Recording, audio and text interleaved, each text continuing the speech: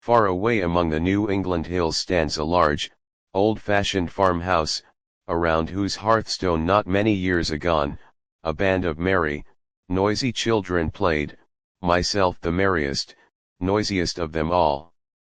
It stood upon an eminence overlooking a broad strip of rolling meadow land, at the extremity of which was the old grey rock, where the goldenrod and sassafras grew, where the green ivy crept over the crumbling wall, and where, under the shadow of the thorn-apple tree, we built our playhouses, drinking our tea from the acorn saucers, and painting our dolls' faces with the red juice of the pokeberries, which grew there in great abundance. Just opposite our house, and across the green meadow, was a shady grove, where, in the springtime, the singing birds made their nests, and where, when the breath of winter was on the snow-clad hills, Lizzie, Carrie, and I, and our taller, stronger brothers dragged our sleds, dashing swiftly down the steep hill, and away over the ice-covered valley below. Truly, ours was a joyous childhood, and ours a happy home, for never elsewhere fell the summer's golden sunlight so softly, and never was music sweeter than was the murmur of the dancing water brook which ran past our door, and down the long green lane, losing itself at last in the dim old woods, which stretched away to the westward, seeming to my childish imagination the boundary line between this world and the next. In the deep shadow of those woods I have sat alone for many an hour, watching the white, feathery clouds as they glimmered through the dense foliage which hung above my head, and musing, I scarcely knew of what. Strange fancies filled my brain, and oftentimes, as I sat there in the hazy light of an autumnal afternoon, there came and talked with me myriads of little people, unseen, it is true, but still real to me, who knew and called them all by name. There, on a mossy bank, beneath the wide-spreading grapevine, with the running brook at my feet, I felt the first longings for fame, though I did not thus designate it then. I only knew that I wanted a name which should live when I was gone, a name of which my mother should be proud. It had been to me a day of peculiar trial. At school everything had gone wrong. Accidentally I had discovered that I possessed a talent for rhyming, and so, because I preferred filling my slate with verses, instead of proving on it that 4 times 20 were 80, and that 80, divided by 20, equaled 4, my teacher must needs find fault with me, calling me lazy, and compelling me to sit between 2 hateful boys, with warty hands, who for the remainder of the afternoon amused themselves by sitting inconveniently near to me, and by telling me how big my eyes and feet were.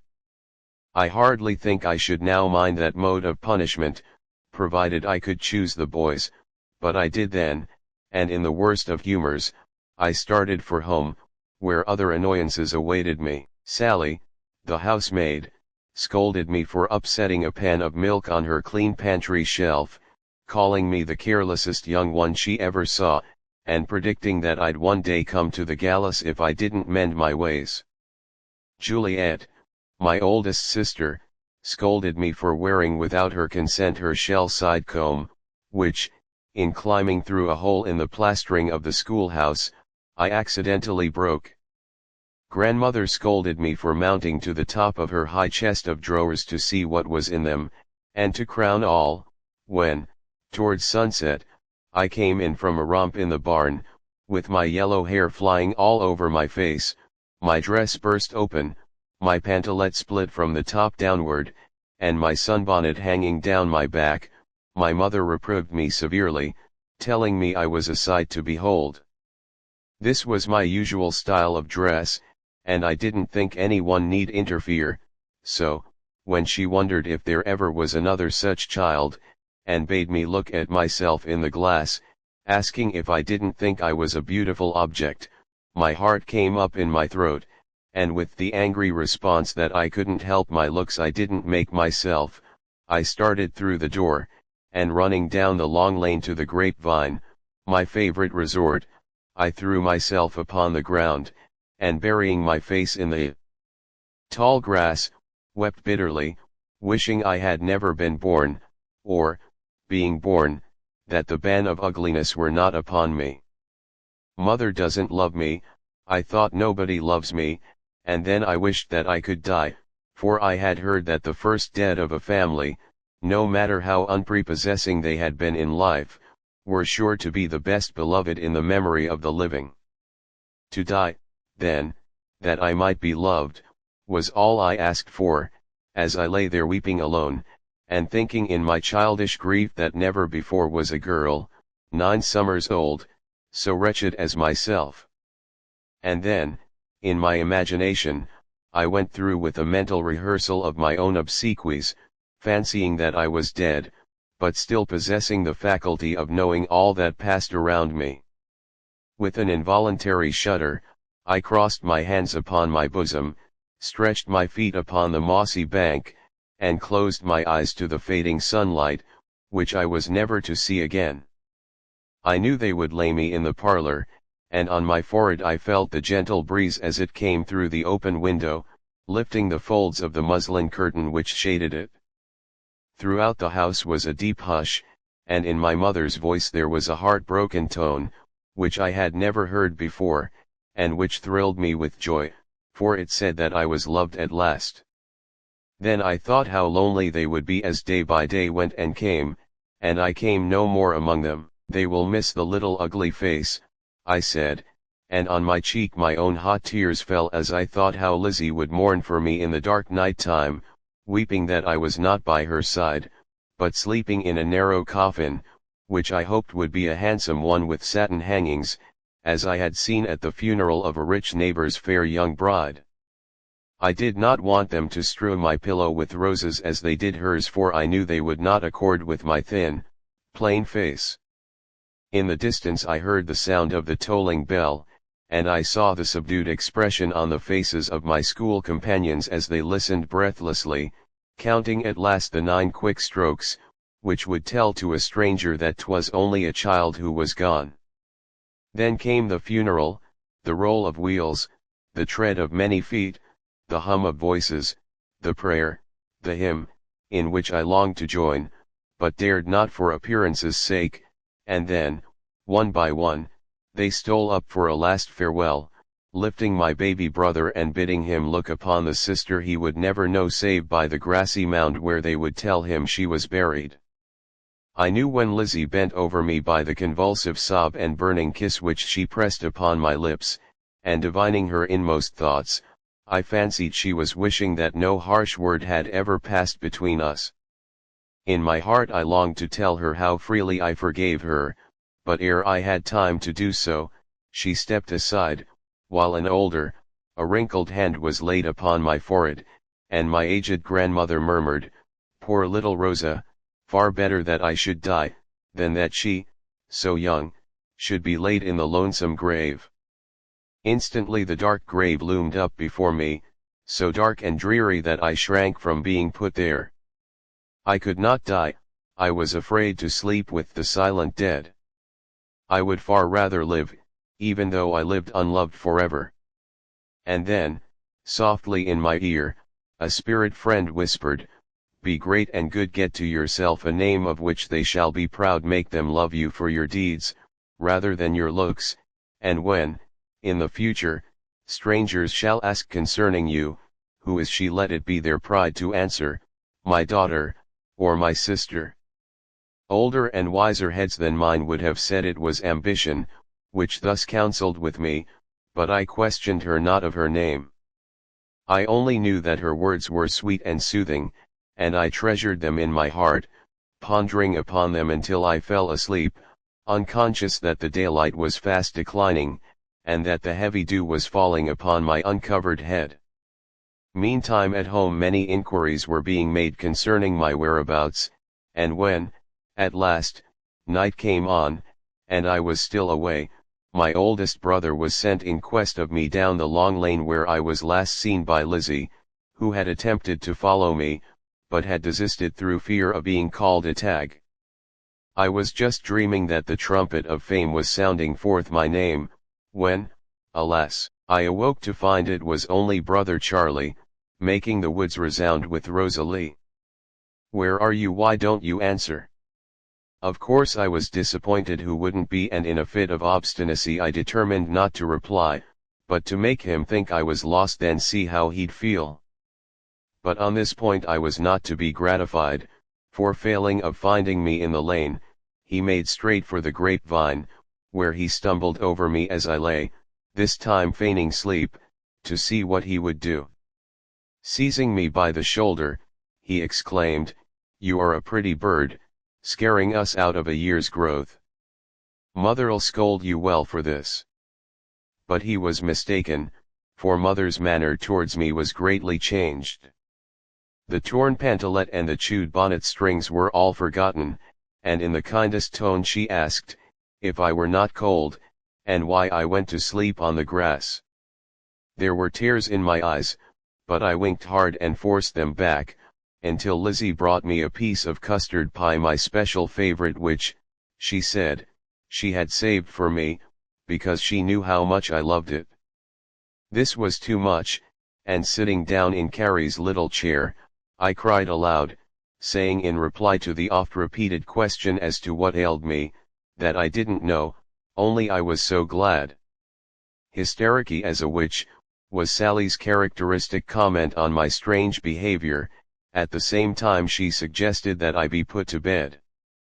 To this I made no objection, and pushing aside the pie, which, to Lizzie's disappointment, I could not eat, I went to my room, a happier, and I believe, a better girl. So much influence has a kind word or deed upon a desponding, sensitive child. That night I was tired and restless, turning uneasily upon my pillow, pushing Lizzie's arm from my neck, because it kept me from breathing, and lying awake until I heard the long clock in Grandma's room strike the hour of 12. Then I slept, but dreamed there was a heavy pain in my head, which made me moan in my sleep, and that mother, attracted by the sound, came to my side feeling my pulse, and saying, "What ails you, Rosa?" "There was nothing ailed me," I said, but in the morning when I awoke, the pain was still there, though I would not acknowledge it, for scarcely anything could tempt me to stay away from school, so at the usual hour I started, but the road was long and wearisome, and twice I sat down to rest. Leaning my forehead upon the handle of my dinner basket, and wondering why the smell of its contents made me so sick.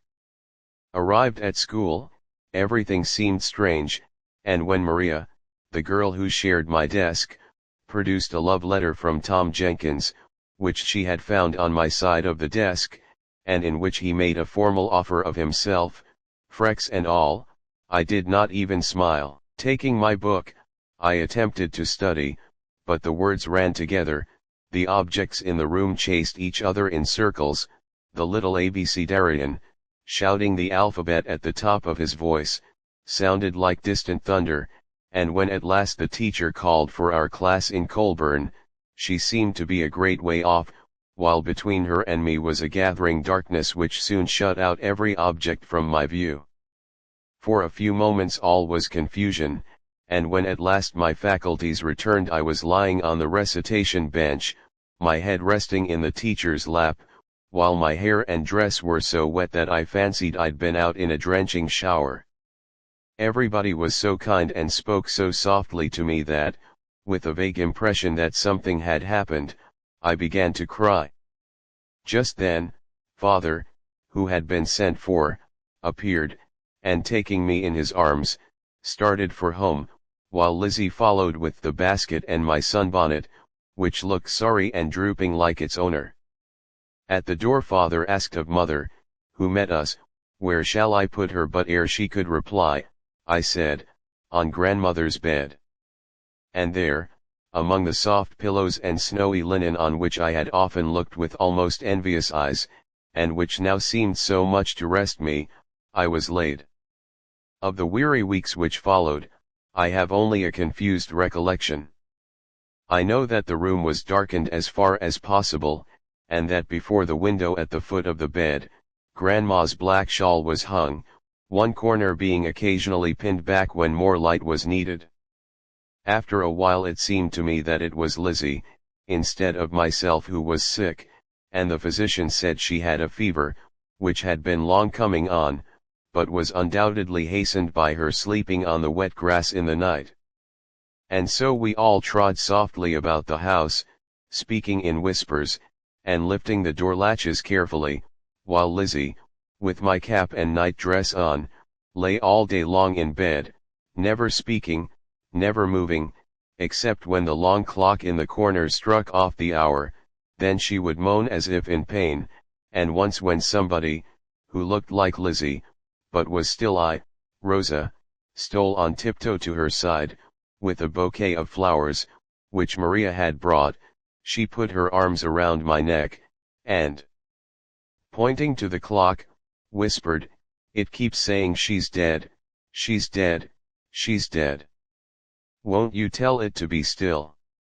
Then we knew that it disturbed her, and so the old clock was stopped, a thing which Grandma said had not been in 50-odd years, except the time when Grandpa died, and then, with the going out of his life, the clock itself ran down. All the night through the lamp burned upon the table where stood the vials, the Dover powders, and the cups, while Lizzie, with her great blue eyes so much like mine, wide open, lay watching the flickering shadows on the wall, counting the flowers on the paper bordering, wondering if there ever were blue roses, and thinking if there were that they must smell as the dinner did beneath the chestnut tree. At last, when the family were wearied out with watching, the neighbors were called in, and among them our school teacher, who seemed to tread on air, so light and noiseless were her footsteps, and Lizzie, when she saw how kind she was, wondered she had not loved her better.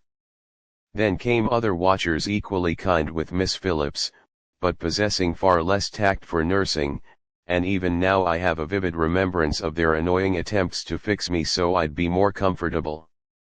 Was I lying in a position satisfactory to myself, I must be lifted up, my pillows shaken, turned over, and my head placed so high that my chin almost touched my chest.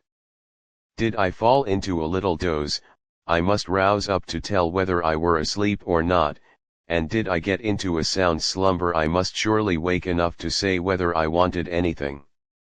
Again, I fancied that another beside Lizzie was sick, for in Mother's room, contiguous to mine, there was a low hum of voices, a going in and out, a careful shutting of the door, and gradually I got the impression that Jamie, my beautiful baby brother, was connected with all this, for I heard them talk of scarlet fever, and it's going hard with him.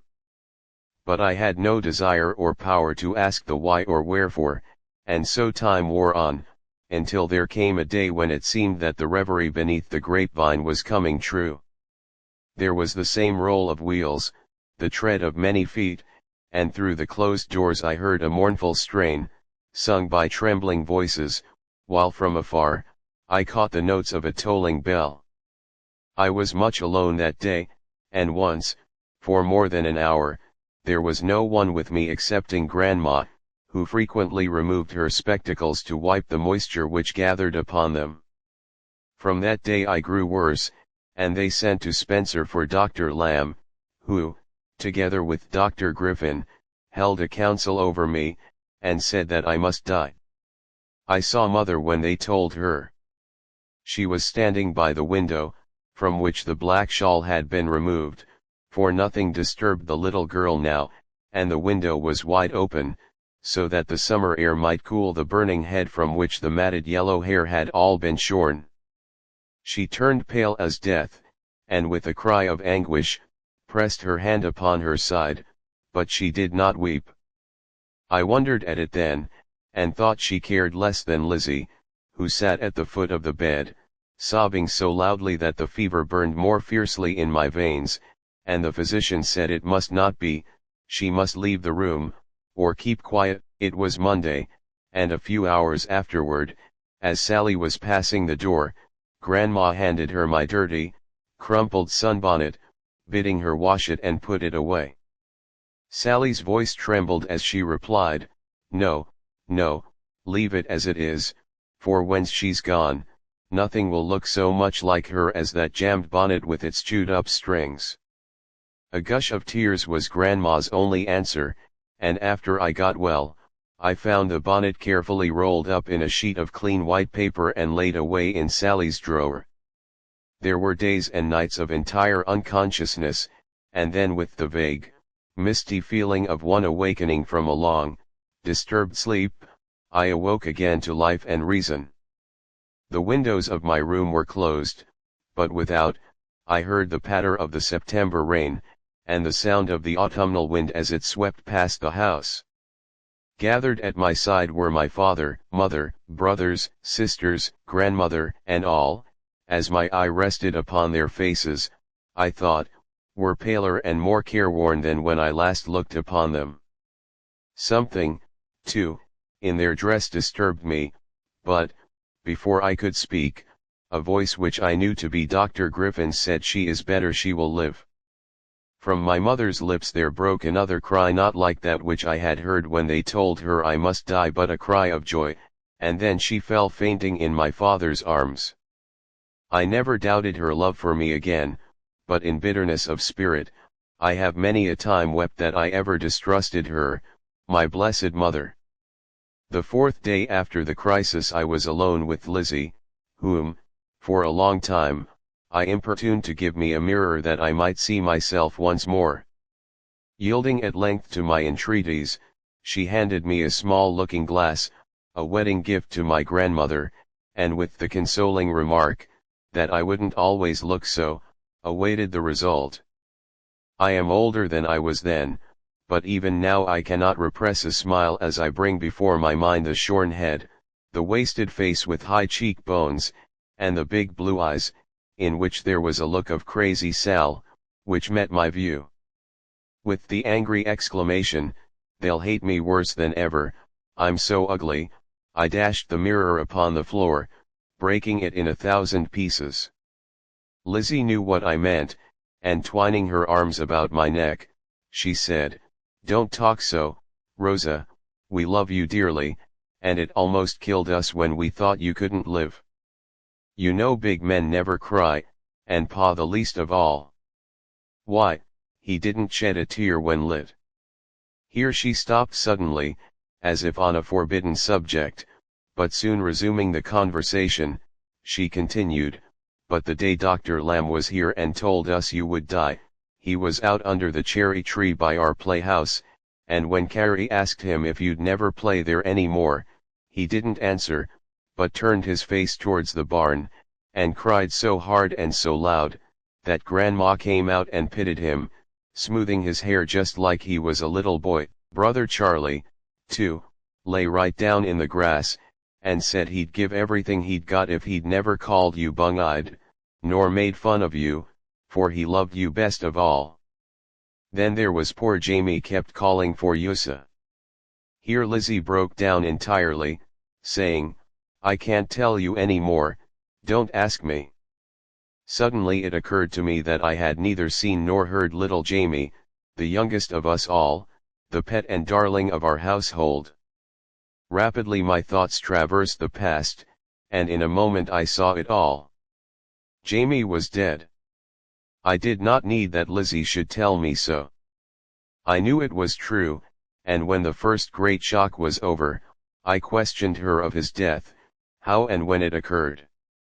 It seems that I was at first taken with scarlet fever, which soon assumed another form, but not until it had communicated itself to Jamie, who, after a few days' suffering, had died. I had ever been his favorite, and to the last he had called for me to come, my grandmother, with the superstition natural to her age, construing it into an omen that I was soon to follow him. Desolate and dreary seemed the house, and when I was able to go from room to room, oh, how my heart ached as I missed the prattle of our baby boy.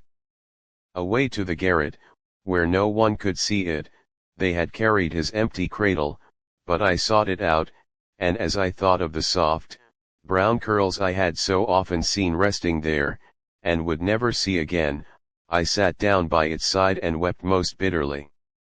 The withered, Yellow leaves of autumn were falling upon his grave ere I was able to visit it, and at its head stood a simple stone, on which was inscribed, R. Jamie. As I leaned against the cold marble, and in fancy saw by its side what had well nigh been another mound, and another stone, bearing upon it the name of Rosa, I involuntarily shuddered, while from my heart there went up a silent thanksgiving, that God, in his wise providence, had ordered it otherwise. From that sickness I date a more healthful state of mind and feeling, and though I still shrunk from any allusion to my personal appearance, I never again doubted the love of those who had manifested so much solicitude for me when ill, and who watched over me so tenderly during the period of my convalescence, which was long and wearisome, for the snows of an early winter lay upon the frozen ground, ere I was well enough to take my accustomed place in the old brown schoolhouse at the foot of the long hill. Chapter 2. Thanksgiving. Thanksgiving. How many reminiscences of the olden time does that word call up, when sons and daughters, they who had wandered far and wide, whose locks, once brown and shining with the sunlight of youth, now give tokens that the autumnal frosts of life are falling slowly upon them, return once more to the old hearthstone, and, for a brief space, grow young again amid the festive scenes of Thanksgiving Day. To you, who, like me, drew your first breath among the New England hills, and who have strayed away from your early home, in the busy world in which you are now mingling, comes there not occasionally pleasant memories of the olden time, when with eager haste you hied you back to the roof tree which sheltered your infancy, and though, perchance, the snows of many a winter may have drifted across the graves of the gray-haired man you called your father, and the mild-eyed woman who bore the blessed name of mother, can you not recall them to mind, as when with tears of joy and words of love, they welcomed their children home, thanking God that as yet not one of their household treasures was missing, and if, after the lapse of years, there came a time when the youngest of you all was gone, when the childish prattle you loved so well to hear was hushed, when through the house was no more heard the patter of little, busy feet, when there was naught left of the lost one, save a curl of golden hair, or a tiny shoe, soiled and bent, but looking still so much like him who wore it once, that you preserve it as your choicest treasure. If, I say, there came to you a time like this, do you not remember how, amid all the social cheer, there was still an aching void, which nothing around you could fill? But, lest I make this chapter too sad, I shall not speak of our feelings as we missed our baby brother, for they who have lost from their fireside an active, playful child understand far better than I can describe, the loneliness, the longing for something gone, which becomes almost a part of their being, although at times they may seem to forget. Children's grief is seldom as lasting as that of mature years, and hence it is not strange if I sometimes forgot my sorrow in the joyous anticipation of Thanksgiving Day, which was then to me but another name for plum puddings, chicken pies, meeting dresses, morocco shoes, city cousins, a fire in the parlor, and last, though not least, the privilege of sitting at the first table, and using Grandma's 6 tiny silver spoons, with the initials of her maiden name, P.S., marked upon them.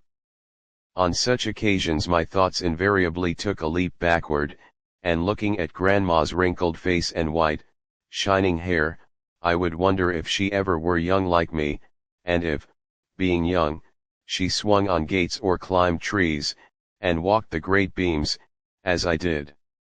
Then, with another bound, my thoughts would penetrate the future, when I, a dignified grandmother, should recline in my armchair, stately and stiff, in my heavy satin and silver gray, while my oldest son, a man just my father's size, should render me all the homage and respect due to one of my age. By myself, too, I had several times tried on Grandma's clothes, spectacles, cap, and all, and then, seated in her chair, with the big Bible in my lap, I had expounded scripture to the imaginary children around me, frequently reprimanding Rosa for her inattention, asking her what she thought would become of her, if she didn't stop wriggling so in her chair, and learn the chief end of man. Once, in the midst of my performance, Grandma herself appeared, and as a natural consequence, I was divested of my fixings in a much shorter space of time than it had taken me to don them. From that day up to the period of my illness, I verily believe Grandma looked upon me as given over to hardness of heart and blindness of mind. But I am wandering from my subject, which was, I believe, the Thanksgiving succeeding Jamie's death and my own recovery from sickness. For this occasion great preparations were made, it being confidently expected that my father's brother, who lived in Boston, would be with us together with his wife, a lady whose reputation for sociability and suavity of manners was, with us, rather below par. She was my uncle's second wife, and rumor said that neither himself nor his home were as comfortable as they once had been. From the same reliable source, too, we learned that she breakfasted in her own room at 10, dined at 3, made or received calls until 6, went to parties, soirees, or the theater in the evening, and seldom got to bed until 2 o'clock in the morning, a mode of living which was pronounced little better than heathenish by Grandma, who had long been anxious for an opportunity of giving Charlotte a piece of her mind. Mother, who was more discreet, very wisely advised her not to interfere with the arrangements of her daughter-in-law. It would do no good, she said, and might possibly make matters worse. Unlike most old people, Grandma was not very much set in her own way, and to Mother's suggestion, she replied that maybe she shouldn't say anything to depend on how many airs Charlotte put on. To me the expected visit was a sore trial, for, notwithstanding my cheeks and neck were rounder and fuller than they had ever been, my head, with its young crop of short, stiff hair, was a terrible annoyance, and more than once I had cried as I saw in fancy the derisive smile with which my dreaded Aunt Charlotte was sure to greet me. At last Sister Anna, who possessed a great deal of taste in such matters, and who ought to have been a milliner, contrived for the picked chicken, as she called me, a black lace cap, which fitted me so well, and was so vastly becoming, that I lost all my fears, and childlike, began to count the days which must elapse before I could wear it. Meantime, in the kitchen there was a loud rattling of dishes, a beating of eggs, and calling for wood, with which to heat the great brick oven, Grandma having pronounced the stove unfit for baking a Thanksgiving dinner. From the cornfield, behind the barn, a golden pumpkin, 4 times larger than my head and about the same color, was gathered, and after being brought to the house, was pared, cut open, scraped, and sliced into a little tin kettle with a copper bottom, where for hours it stewed and sputtered, filling the atmosphere with a faint, sickly odor, which I think was the main cause of the severe headache I took to bed with me. Mother, on the contrary, differed from me. She associated it in some way with the rapid disappearance of the raisins, cinnamon, sugar, and so forth, which in sundry brown papers, lay open upon the table. She was generally right when she made up her mind, so I shall not dispute the point, for, let the cause have been what it would, it was a very sick little girl which, the night before Thanksgiving, was put early to bed by Sally, who remarked as she undressed me, that I was slimpsy as a rag, and she wouldn't wonder if I had a collapse, adding, as she tucked the clothes around me, that if I did, it would be mighty apt to go hard with me. The next morning, just as the first grey streaks of daylight were appearing in the east, I awoke, finding, to my great joy, that my headache was gone. Rising upon my elbow and leaning far out of bed, I pushed aside the striped curtain which shaded the window, and looking out upon the ground below, saw, to my utter dismay, that it was covered with snow. To me there is nothing pleasant in a snowstorm, a snow bank, or a snow cloud, and when a child, I used to think that with the fall of the first flake, there came over my spirits a chill, which was not removed until the springtime, when, with its cause, it melted away, and even now, when, with my rubber boots, I dare brave any drift, not more than 5 feet 4 inches high, I cannot say that I have any particular love for snow, and as from my window I watch the descent of the feathery flakes, I always feel an irresistible desire to make at them wry faces, my favorite method of showing my dislike. On the morning of which I have spoken, I vented my displeasure in the usual way, and then I fell into a deep sleep, from which I was at last awakened by the loud shouts of my brothers, who, in the meadow across the road, were pelting each other with balls, occasionally rolling over in the pure, white snow, which they hailed as an old and well-loved friend. Not long after breakfast was over, Anna commenced dressing Lizzie and Carrie, and as she had herself to beautify before the arrival of the train which was to bring my uncle and aunt, it is not surprising that she hurried rather faster than was wholly agreeable to the little girls, who could see no good cause for such haste, even if Herbert Langley, my aunt's son and a youth of 17, was to accompany her. I, however, who was older, read things differently, and when Anna pulled Lizzie's curly hair, and washed Carrie's nose up instead of down, until they both cried, and when she herself stood before the glass a whole half-hour arranging just in front of her ears 2 spit curls, sometimes called bow-catchers, I shrugged my shoulders, wondering if she thought a city boy would care for her. The morning train from Boston was due about 10 o'clock, and as Meadow Brook did not then boast a daily omnibus, it was necessary that someone should be at the depot in order to meet our expected guests.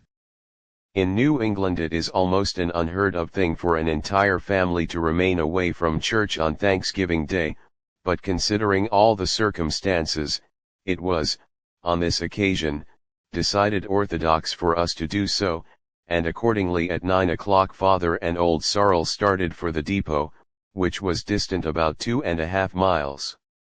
Long and wearisome to us children was that waiting for his return, for stiff and prim, as starched white aprons, best gowns, and hem-stitched pantalettes could make us, we sat in a row like so many automatons, scarcely daring to move, lest we should displace some article of dress.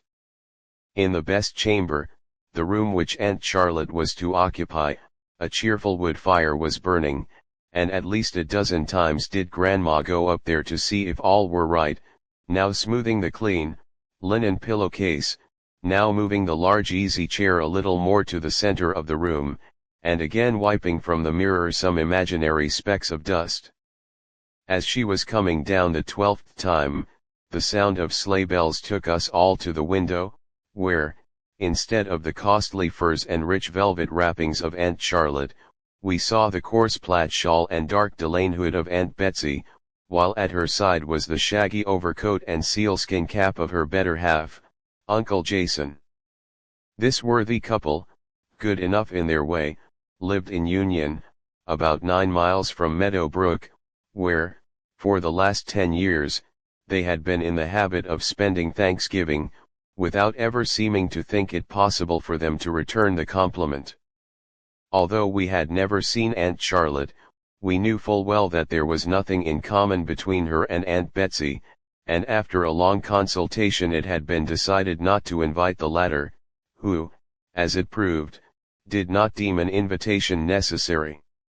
Uncle Jason was my father's half-brother, and the stepson of Grandma, who, the moment she saw them was actually guilty of the exclamation, "Good Lord! What sent them here?" Before any of us could reply, the door burst open, and the loud, boisterous laugh of Uncle Jason greeted our ears, intermingled with the squeaky tones of Aunt Betsy, who, addressing my mother, said, "How do ye do, Fanny? You pretty well I s'pose you're lookin' for us, though you didn't send us no invite." Jason kinder held off about comin', but I tellied him 'twas enough sight easier to eat dinner here than to cook it to hum. With as good a grace as she could possibly assume, mother returned her greeting, and then, taking her into her own bedroom, asked her to remove her bonnet, at the same time telling her she was expecting Uncle Joseph and Aunt Charlotte from Boston. "Now, you don't say it," exclaimed Aunt Betsy, stopping for a moment in the adjustment of her cap, the fashion of which was wonderful, having been devised by herself, as were all her articles of dress. "Now, do tell if that Puck-Aaron thing is a-comin'. How nipped up we shall have to be. I'm so glad I wore this gown," she continued, looking complacently at her blue and white plaid, the skirt of which was very short and scanty, besides being trimmed at the bottom with two narrow ruffles. With her other peculiarities Aunt Betsy united that of jealousy, and after getting herself warm, and looking round, as was her custom, she commenced with, "Now, if I won't give up a fire in the parlor chamber. I s'pose Charlotte's too good to pull off her things in the bedroom, as I do. Wall, it's the luck of some to be born with a silver spoon in their mouth." Grandma, who was the only person present except myself, made no answer, and after a moment Aunt Betsy continued, "Now I think Auntie, Miss Lee she never addressed her as mother, for, from the first, a mutual dislike had existed between them. Now I think Auntie, Miss Lee, mebbe Fanny meant to slight me." "Fanny never slighted anybody," was Grandma's reply, while her polished knitting needles rattled with a vengeance. "Wall, I guess she thought Joe's wife and I wouldn't hitch hosses exactly, but the land knows that I don't care the snap of my finger for her. I'm as good as anybody, if I don't keep a hired maid and have a carpet on every floor." Here she was interrupted by the sound of horses' feet, and rising up, Grandma said, "I guess they've come. Will you go and meet them?" "Not I, I'm the last one to creep, I can tell you," was Aunt Betsy's reply, while Grandma and I quitted the room, leaving her sitting bolt upright, with her feet on the fender and her lips pursed up as they always were when she was indignant. Uncle Joseph, Aunt Charlotte, Herbert Langley, had all come, and as the latter leaped upon the ground and I caught a sight of his tall, slender figure, I involuntarily exclaimed, "Long legs," a cognomen, which he ever after retained in our family. Shaking down his pants, he went through with a kind of shuffle not wholly unlike the Highland fling, ending his performance by kissing his hand to the group of noses pressed close against the window pane. "I shall like him," was my mental comment, as I turned from him towards the bundle of clothes which Uncle Joseph lifted from the sleigh and deposited upon the steps, and which we supposed to be our dreaded aunt. "This is perfectly horrible," were the first words which issued from under the folds of her veil, but to what she referred I never knew. We all knew and loved Uncle Joseph, and for his sake my mother conquered whatever of prejudice she felt towards his wife, who returned her cordial welcome with the extreme end of her forefinger, saying, when asked to sit down, "I'll go to my room immediately, if you please." "Speak to the children first," suggested my uncle, and with a muttered, "It doesn't matter," the haughty lady bowed coldly to us, as one by one we were presented. When it came my turn, her small, black eyes rested longer upon me, and the faintest derisive smile imaginable curled the corners of her mouth. I knew that either my cap or my face had provoked that smile, and with tears in my eyes I was turning away, when Herbert Langley caught me in his long arms, exclaiming, "And so, this is Rosa, the poetess. I mean to call you Little Crophead, may I?" He referred, I suppose, to a letter which I had once written in rhyme to my Uncle Joseph, but before I could frame any reply, his mother said scornfully, "Don't be flattered, child. Herbert calls everything poetry that rhymes. He'll learn to discriminate better as he grows older," and with a stately sweep she left the room, saying as she reached the rather steep and narrow staircase, "Dear me, how funny, it's like mounting a ladder." While she was making her toilet we had an opportunity of learning something of Herbert, who, whether he were so or not, seemed much pleased with everything around him. Occasionally, however, I doubted his sincerity, for when Aunt Betsy was presented to him, he appeared quite as much delighted with her as with anything else, drawing his chair closely to her side, and asking her numberless questions about the best modes of making cheese and raising chickens, while all the time there was a peculiarly quizzical expression in his eyes, which were dark and very handsome, saving that the lids were too red to suit my ideas of beauty. To Anna and her spit curls he took kindly, and ere his lady mother made her appearance a second time he had put his arm around her twice, telling her she should come to Boston sometime and go to school. A rustle of silk upon the stairs announced the descent of Aunt Charlotte, and with her nose slightly elevated, ready for any emergency, she entered the parlor, where she was introduced to Aunt Betsy, who, courtesying straight down, hoped to see her well, adding, that she supposed she'd come to the country to see how poor folks lived. Falling back into the rocking chair which Anna brought for her, Aunt Charlotte made no particular reply, save an occasional attack upon her hartshorn. Aunt Betsy, however, nothing daunted, endeavored to engage her in conversation by asking if she knew Liza Ann Wilcott, a tailoress girl, that boarded with a Miss Johnson, who used to live in Union, but who now lived in Boston. Frowning majestically, Aunt Charlotte replied that she had not the honor of Miss Wilcott's acquaintance, whereupon Aunt Betsy advised her to make it by all means, assuring her that Liza Ann was a first-rate girl, and that Miss Johnson was the best kind of a neighbor, always willing to lend, or do a good turn. Here, with a haughty toss of her head, Aunt Charlotte turned away and began talking in a low tone to Herbert, he being the only one who, she seemed to think, was at all worth noticing. It is strange how much constraint one person can sometimes throw over a room full. On this occasion, had an ogress suddenly alighted in our midst, we could not have been more silent or less at ease than we were with that Boston lady, sitting there so starched and stiff, her fat hands folded one over the other, and the tips of her satin gaiters just visible from beneath the ample folds of her rich silk dress. Even Uncle Joseph, whose genial nature usually shed so much sunlight over our circle, was grave and reserved, rarely venturing a remark, or, if he did, glancing at his wife to see if she approved it. Uncle Jason, who painfully felt his own awkwardness, sat tipped back in his chair against the wall, with his feet on the rounds, while his fingers kept time to a tune, which he was evidently whistling to himself. Glad were we all when finally called to dinner, the savory smell of which had long been whetting our appetites. "What? Dinner so soon?" said Aunt Charlotte, consulting her gold watch, which pointed to 2:30. "I don't believe I can force down a mouthful." But, spite of her belief, she did manage to make way with the contents of her well-filled plate, which was passed back a second time to be replenished.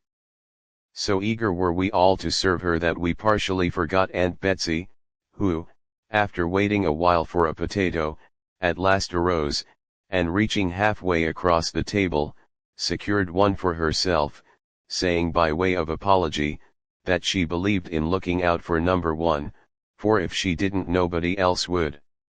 So incensed was she with what she termed our neglect, that the moment dinner was over she insisted upon going home, saying, as she bade us goodbye, that when she went again where she wasn't wanted, she guessed she should know it, and adding, while two big tears dropped from the end of her nose, that she never supposed she should be so misused by folks that she'd done so much for.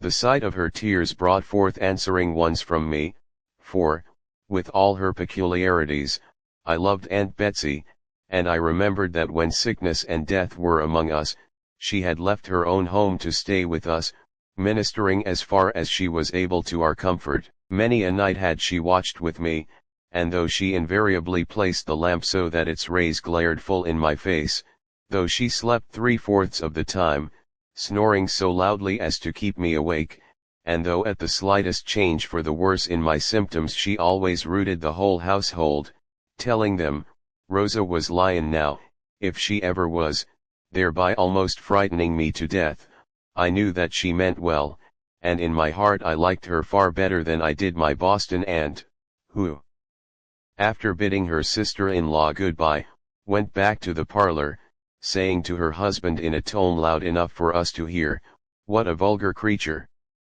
Did you notice her hands? Why, they are as coarse and black as a servant girl's." "And she's none the worse for that," interposed Grandma, warming up in the defense of her son's wife. "She has now and then an odd streak, but on the whole she's better than they'll average." After this, Aunt Charlotte relapsed into silence, which she did not break until she overheard Herbert proposing to Anna a ride on the morrow. Then she roused up, and while her little black eyes snapped, she said, "I am going home tomorrow afternoon, and so are you. Consequently, there'll be no time for a ride." In a twinkling, Herbert's thumb and finger went up to his nose, a gesture which I did not then understand, but it struck me disagreeably, and had also the effect of silencing Aunt Charlotte, who made no further remark on the subject until they chanced to be alone, when I, who was in the hall, heard her say, "What can induce you to talk so much with that raw country girl? Your city friends would laugh well if they knew it." Consigning his city friends to the care of the old gentleman supposed to preside over the lower regions, Herbert walked off in quest of the raw country girl, by whose side he sat the remainder of the evening, talking to her so low that Lizzie whispered to me her private opinion that they were courting. The next morning Aunt Charlotte did not appear at breakfast, it being so much earlier than her usual hour of rising that she felt wholly unequal to the task. Accordingly, though we did not wait, the table did until 10 o'clock, when, pale and languid, she came down, seeming much disturbed to find that Herbert had coaxed Anna into going with him to call on Aunt Betsy, to whom he had taken quite a fancy, and who had asked him to visit her if he didn't feel too smart. Darting an angry glance at her husband, she said, "How could you suffer it?" asking at the same time if there was a hotel on the road. Being told that there was one at Union and another halfway between that and Meadow Brook, she seemed more disturbed than ever, eating little or no breakfast, and announcing her intention of staying over that day, or, at all events, until Herbert returned. Seating herself at the window, she watched and waited, while the hours crept on and the clock in Grandma's room struck 4 ere the head of Old Sorrel was visible far down the road. Then with an eagerness wholly incomprehensible to me, she started up, straining her eyes anxiously in the direction of the fast approaching cutter. As it came nearer we all observed something rather singular in the position of Herbert, who seemed lying almost across Anna's lap, while she was driving. "Merciful heavens! It's as I feared," was Aunt Charlotte's exclamation, as she sank upon the lounge, moaning bitterly, and covering her face with the cushion, that she might not see the disgrace of her only son, for Herbert was drunk. Lifting him out, my father and uncle laid him upon the settee in the sitting room, just where little Jamie had been laid, and my mother, as she looked upon the senseless inebriate resting where once had lain the beautiful, inanimate form of her youngest born, thought how far less bitter was her cup of sorrow than was that of the half-fainting woman, who would rather, far rather, her boy had died with the dew of babyhood upon his brow than to have seen him thus debased and fallen. The story was soon told, my uncle supplying all points which Anna. "Laws a mercy!" she exclaimed, "what's up now? Why, you look like a toad. What's the matter?" "Nothing much," I said, and this was all she could solicit from me. That night she called at Mr. Randall's, and after sitting a while, asked me to walk a little piece with her. I saw there was something on her mind, and conjecturing that it might have some connection with me, I obeyed willingly, notwithstanding Mrs. Randall's silent attempts to keep me back. Twitching my sleeve when we were outside the gate, Mrs. Ross asked if it were true that I cried because Dr. Clayton didn't come as he promised. "Why, what do you mean?" I said. To which she replied, by telling me that after I left her, she just ran into Captain Thompson's a minute or two, when, who should she find there but Dr. Clayton, and when Dell told him she'd been to visit the school, he said, "Ah, indeed, I was intending to do so myself this afternoon, but I was necessarily detained by a very sick patient." "That explains why she cried so," said Dell, and then, continued Mrs. Ross, she went on to tell him how you looked out of the winder, and when she asked you if you expected anybody, you said no, and then at last you cried right out in the school." "The mean thing!"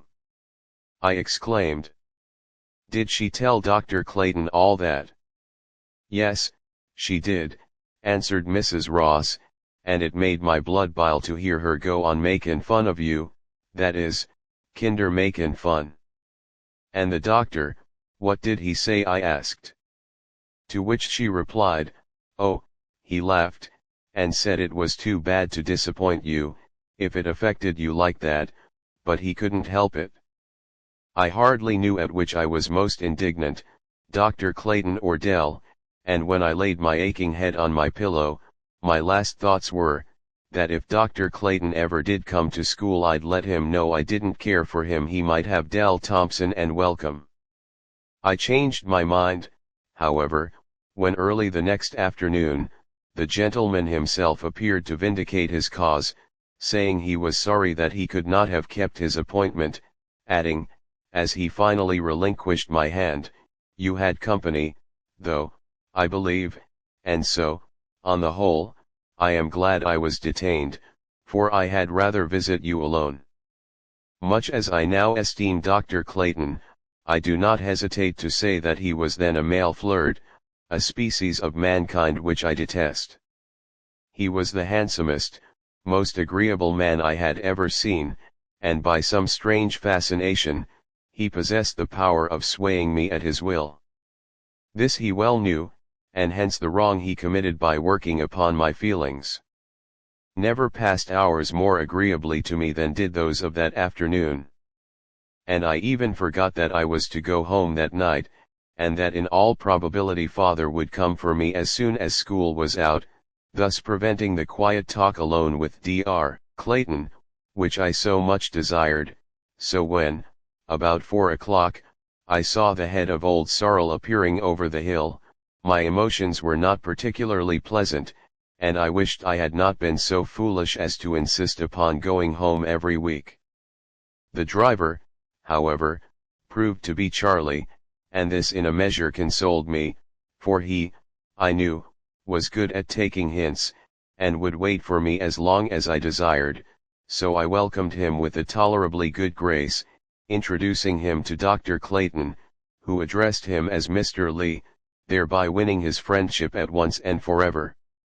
When school was out and the scholars gone, I commenced making preparations for my departure, shutting down the windows and piling away books, slowly and deliberately, while Charlie, who seemed in no hurry, amused himself by whipping at the thistle tops which grew near the door. At last Dr. Clayton, turning to him, said, "And so you have come to carry your sister home, when I was promising myself that pleasure." Charlie glanced at my face, and its expression, doubtless, prompted his answer, "You can do so now, if you choose, for I like to ride alone." Of course I disclaimed against such an arrangement, but my objections were overruled, and almost before I knew what I was doing, I found myself seated in Dr. Clayton's covered buggy, with him at my side. Telling Charlie not to be surprised if he did not see us until sunset, he drove off in a different direction from Meadow Brook, remarking to me that it was a fine afternoon for riding and he meant to enjoy it. I hardly know whether he had any object in passing Captain Thompson's, but he certainly did so, bowing graciously and showing his white teeth to Dell, who, from a chamber window, looked haughtily down upon me, and as I afterwards learned, made fun of my pink sunbonnet and little yellow dotted shawl. The sight of her naturally led him to speak of her, and much to my surprise, he asked me how I liked her. I could not answer truthfully and say, very well, so I replied that I hardly knew her. She was very fine looking, and I presumed she was very intelligent and accomplished. You are a good-hearted little girl, Rose, said he, to speak thus of her. Do you suppose she would do the same by you if asked a similar question? Oh, no, I answered eagerly, she couldn't say I was fine-looking. Nobody ever said that. If I should tell you that I think you better looking than Dell Thompson, what would you say? He asked, looking under my bonnet, while, with glowing cheeks, I turned my head away, and replied, I am sure you would not mean it. I know I am ugly, but I do not care so much about it now as I used to.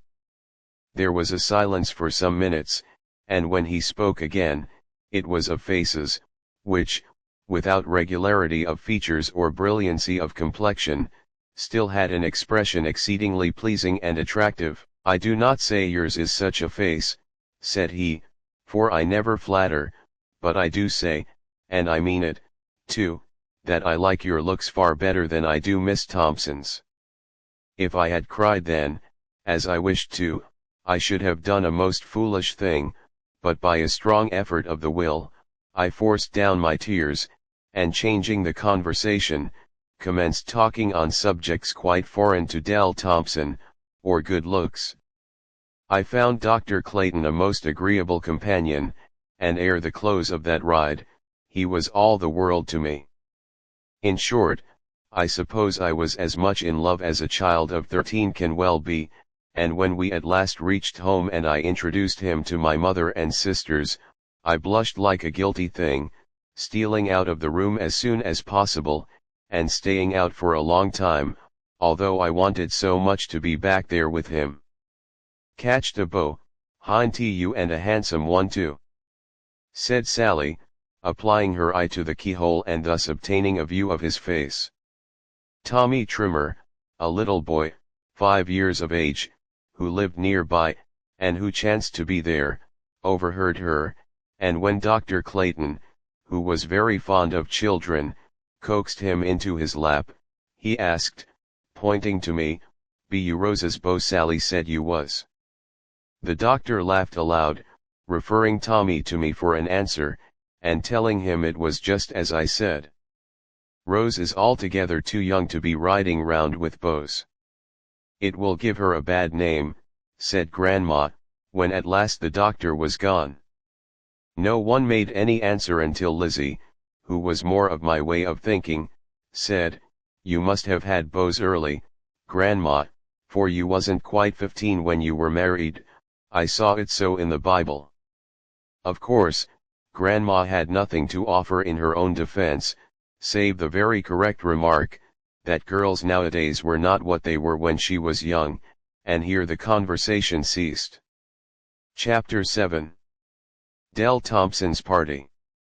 One day, about 3 weeks after the commencement of my school, I was surprised by a call from Dell Thompson, who, after conversing a while, very familiarly, astonished me with an invitation to visit her the next afternoon. She was going to have a few of her friends from the village, she said, Dr. Clayton with the rest. Here she looked at me and I looked out of the window, while she continued, "You'll come, I suppose?" I replied that I would, after which she departed, leaving me in a perfect state of bewilderment. I invited to Captain Thompson's, with Dell's fashionable friends. What could it mean, and what should I wear? This last was by far the more important question, for I knew that the people of the village were noted for their fine dress, and I, of course, could not compete with them in point of elegance. Dr. Clayton, too, I had heard, was rather fastidious in his ideas of a lady's dress, and my heart sank within me as I mentally enumerated the articles of my scanty wardrobe, finding therein nothing which I deemed fit for the occasion, save a white dotted muslin, which was now lying soiled and wrinkled at the bottom of my trunk. It is true, I had a blue and white lawn, neatly made and quite becoming, but my heart was set upon the muslin, and so when Mrs. Ross, with whom I was that week boarding, offered to wash and iron it, I accepted the proffered kindness. The next morning when I passed Captain Thompson's, I observed a great commotion in and around the house. The blinds were thrown back, and through the parlor windows I caught sight of brooms and dusters, while at intervals during the day, the scholars brought me tidings of cake, jellies, and ice cream, said to be in progress. At precisely 4 o'clock I dismissed school, and taking a short cut across the fields, soon reached my boarding place, where I found Mrs. Ross bending over the ironing table with a face flushed, and indicative of some anxiety. "I never see nothin' beat it," she began, holding down her hot iron and thereby making a slightly yellow spot on the dress. "I never see nothin' beat it, how this gown pesters me. It must be poor stuff, or something, but mebbe it'll look better on you," she continued, as she gave it a finishing touch, and then held it up to view. And, indeed, it was sorry looking enough, some places being wholly destitute of starch, while others were rough and stiff as a piece of buckram. Common sense told me to wear the blue, but I had heard Dr. Clayton say that nothing became a young girl so well as white, and so I determined to wear it. It would look better on me, I thought, and with all the eagerness of a child I commenced my toilet, discovering to my great dismay that I had neither shoes nor stockings fit to wear with a muslin dress. The week previous I had taken my best ones home, where I had purposely left them, not thinking it possible for me to need them. Here then was a dilemma, out of which Mrs. Ross at last helped me, by offering to lend the articles which I lacked, an offer which I gladly accepted. Her stockings were rather coarse, having been knit by herself, but they possessed the virtue of being white and clean, and would have answered my purpose very well, had it not been for the slippers, which were far too long for me, and showed almost the whole of my foot. Besides that, I found it rather difficult keeping them on, until Mrs. Ross suggested the propriety of stuffing the toes with cotton. This done, I donned the muslin dress, which seemed to me much shorter than when I had last worn it, inasmuch as I had the painful consciousness of being all feet, whenever I glanced in that direction. But Mrs. Ross said I looked mighty crank, at the same time fastening on my low-necked waist her glass breastpin, which she pronounced, just the checker. "You orto have some gloves to wear when you get there," said she, as she saw me drawing on my brown ones, "and I believe I've got the very thing," she continued, bringing from the depths of the bureau drawer a pair of white cotton mitts, fancifully embroidered on the back with yellow and blue. These she bade me tuck in my bosom until I got there, and on no account to lose 'em, as she had 'em before she was married. Thus equipped, I started for Captain Thompson's, reaching there just as the clock was striking 5, and finding, to my surprise, that I was not only the first arrival, but that neither Mrs. Thompson nor Dell had yet commenced dressing. Fearing I had mistaken the day, I questioned the servant girl who answered my ring, and who assured me that I was right, while at the same time she conducted me to the chamber above, where, in the long mirror, I obtained a full-length view of myself, feet and all. My first impulse was to laugh, my second to cry, and to the latter I finally yielded. No one came near me, I heard no one, saw no one, until in light flowing muslin, white silk hose, and the tiniest of all tiny French slippers, Dell Thompson sailed into the room, starting with well-feigned surprise when she saw me, asking how long I had been there and what was the matter. Without considering what I was doing, I told her unreservedly about the shoes and stockings, pointing to my peacock feet as proof of what I said. With all her faults, there was enough of the woman about Dell to inspire her with a feeling of pity for me, and after forcing back the laugh she could not well help, she said kindly, "Your shoes are rather large, but I think, perhaps, I can remedy the difficulty." At the same time she started to leave the room. What new impulse came over her, I never knew, but sure am I that something changed her mind, for, when nearly at the door, she suddenly paused, saying, "I know, though, you can't wear my slippers, so it's of no use trying the experiment," adding, as she saw how my countenance fell, "I wouldn't mind it if I were you. Nobody'll notice it, unless it is Dr. Clayton, who, I believe, admires small ankles and little feet, but you don't care for him, he's old enough to be your father, and, besides that, he thinks you perfect, anyway." Her words and manner annoyed me, and for a moment I debated in my own mind the propriety of leaving at once, but I had not seen Dr. Clayton since he carried me home, and so I finally concluded to remain, thinking that I would keep my seat, and on no account stir when he was looking at me. After coming to this conclusion, I ventured to ask Dell where the rest of the company were, and was told that they were not invited until evening. "Until evening," I repeated, "then I guess I'll go before they come, for I shall be afraid to walk home alone." "There's a good moon," said she, adding, "you must not leave, on any account, for that will spoil all the pleasure."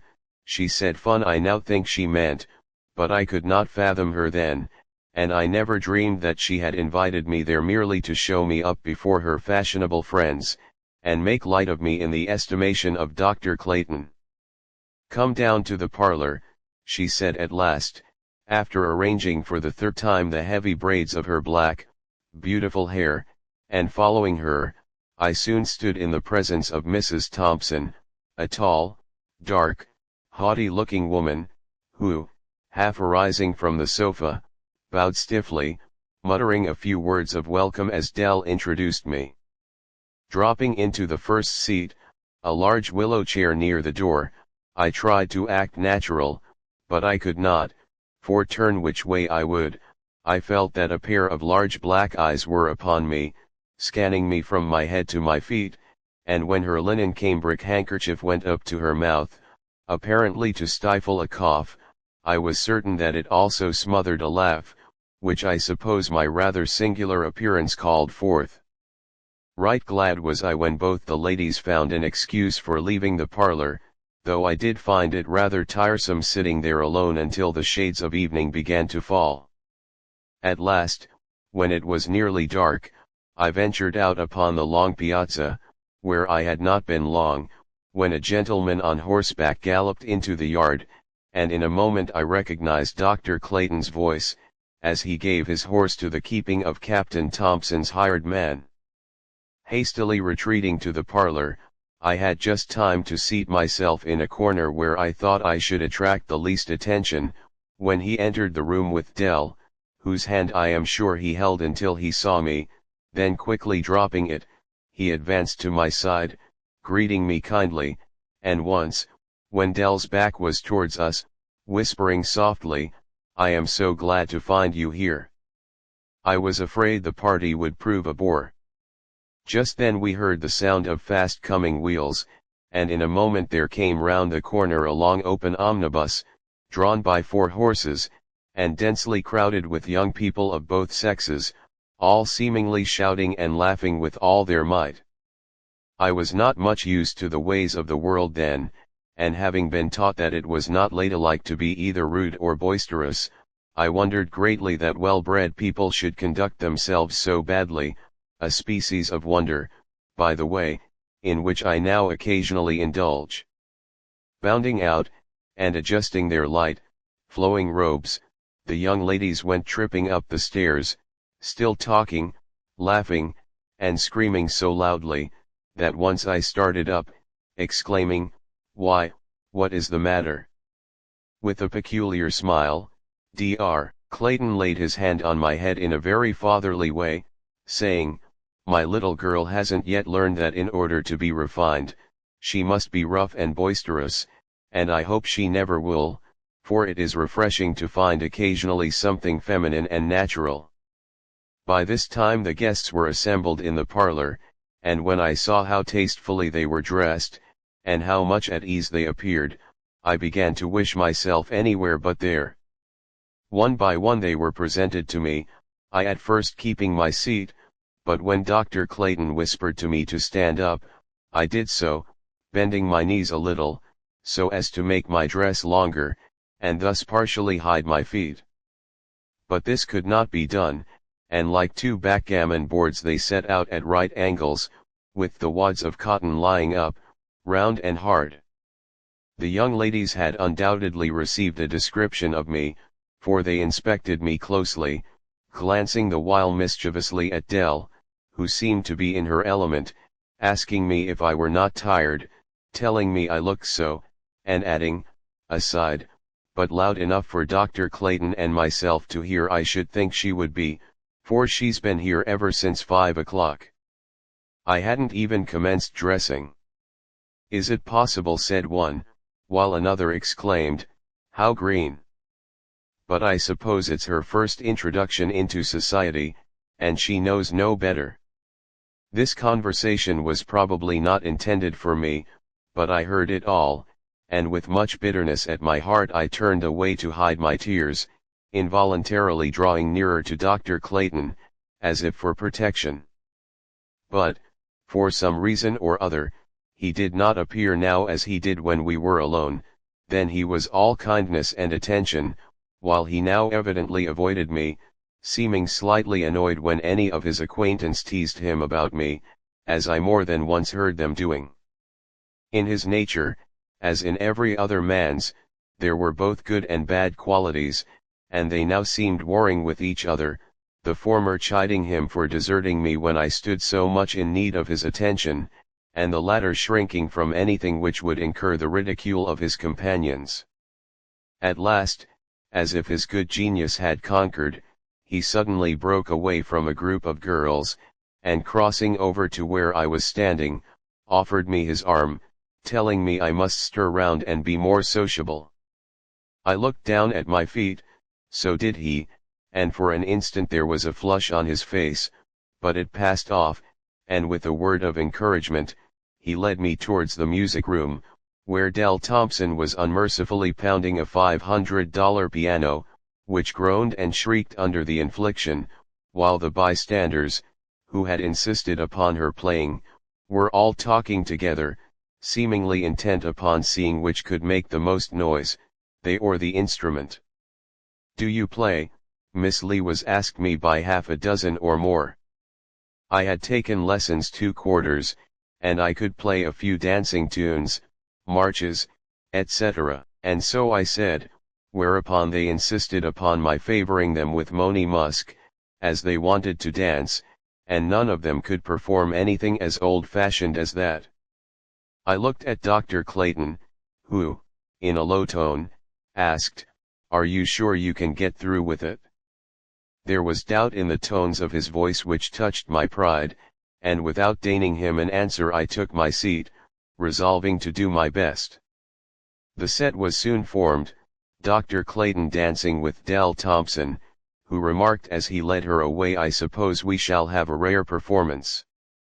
Something, I am sure, must have inspired me, for never before did I play so well, keeping perfect time, and striking every note distinctly." My audience were evidently both surprised and pleased, for they called for piece after piece, until my list was exhausted, when one of the gentlemen, more thoughtful than the ladies, suggested the possibility of my being tired. "Perhaps she dances, too." "Ask her, Bob," said a young lady, while Dell eagerly rejoined, "Oh, yes, do," but Bob was forestalled by Dr. Clayton, who, for several minutes, had stood by my side, complimenting my playing, and who now asked me to be his partner in the next cotillion, his cousin having volunteered to take my place at the piano. In my excitement I forgot my shoes, forgot everything, save that Dr. Clayton's eye was looking down upon me, that my hand was resting in his, and ere I was aware of it, I found myself upon the floor. I was perfectly familiar with the changes of the cotillion, but at my right was John Thompson, who, when it came his turn to swing with me, refused to take my hand, treating me with such marked insolence that I became confused, and made several mistakes, at which he laughed contemptuously. Besides this, my big shoes incommoded me, and at last, in the midst of the promenade, one of them dropped off, the cotton ball rolled out, I tripped, lost my balance, and after one or two headlong plunges, fell flat at the feet of Dr. Clayton, who stood aghast with surprise and mortification.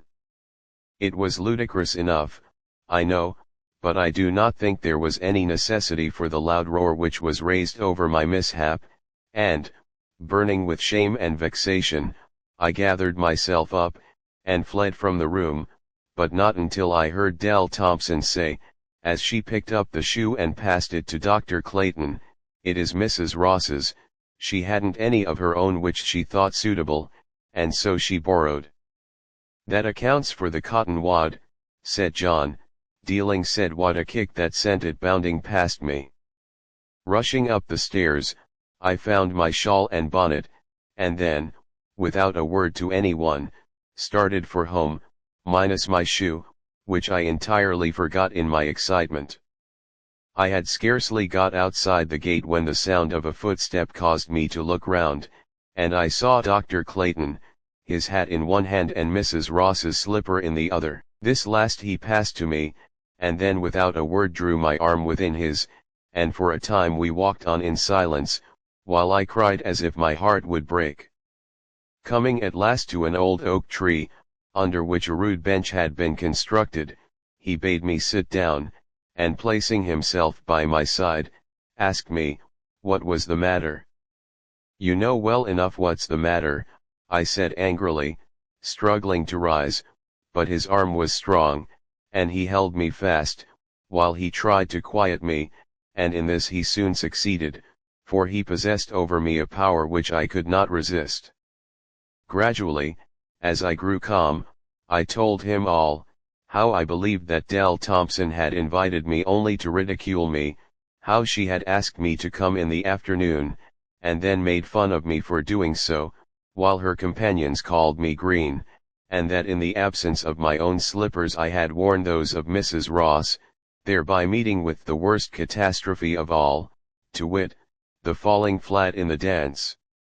Here I broke down entirely, and cried out aloud, while the doctor, after one or two hearty laughs at my distress, tried again to comfort me, asking me what I cared for Dell Thompson's ridicule. "She wasn't worth minding," he said, "and no one who knows her would attach any importance to her remarks." "But what makes her treat me so?" I asked. "I never harmed her." For a time the doctor said nothing, but the arm, which all the time had encircled my waist, drew me still closer to his side, while he at last replied, "She is jealous of you, jealous because she thinks I like the little Rose better than I do her." "And it's very foolish in her to think so," I exclaimed. Again the doctor was silent, but by the light of the full moon I saw that there was a curious train of thought passing through his mind, but it did not manifest itself in words, for when he again spoke, it was merely to reply, "Yes, very foolish." Then, after another pause, he added, "And still I know of no reason why I should like her best, do you?" "Yes," I answered quickly, "there are many reasons. She is handsome, I am homely. She is graceful, I am awkward. She is rich, I am poor.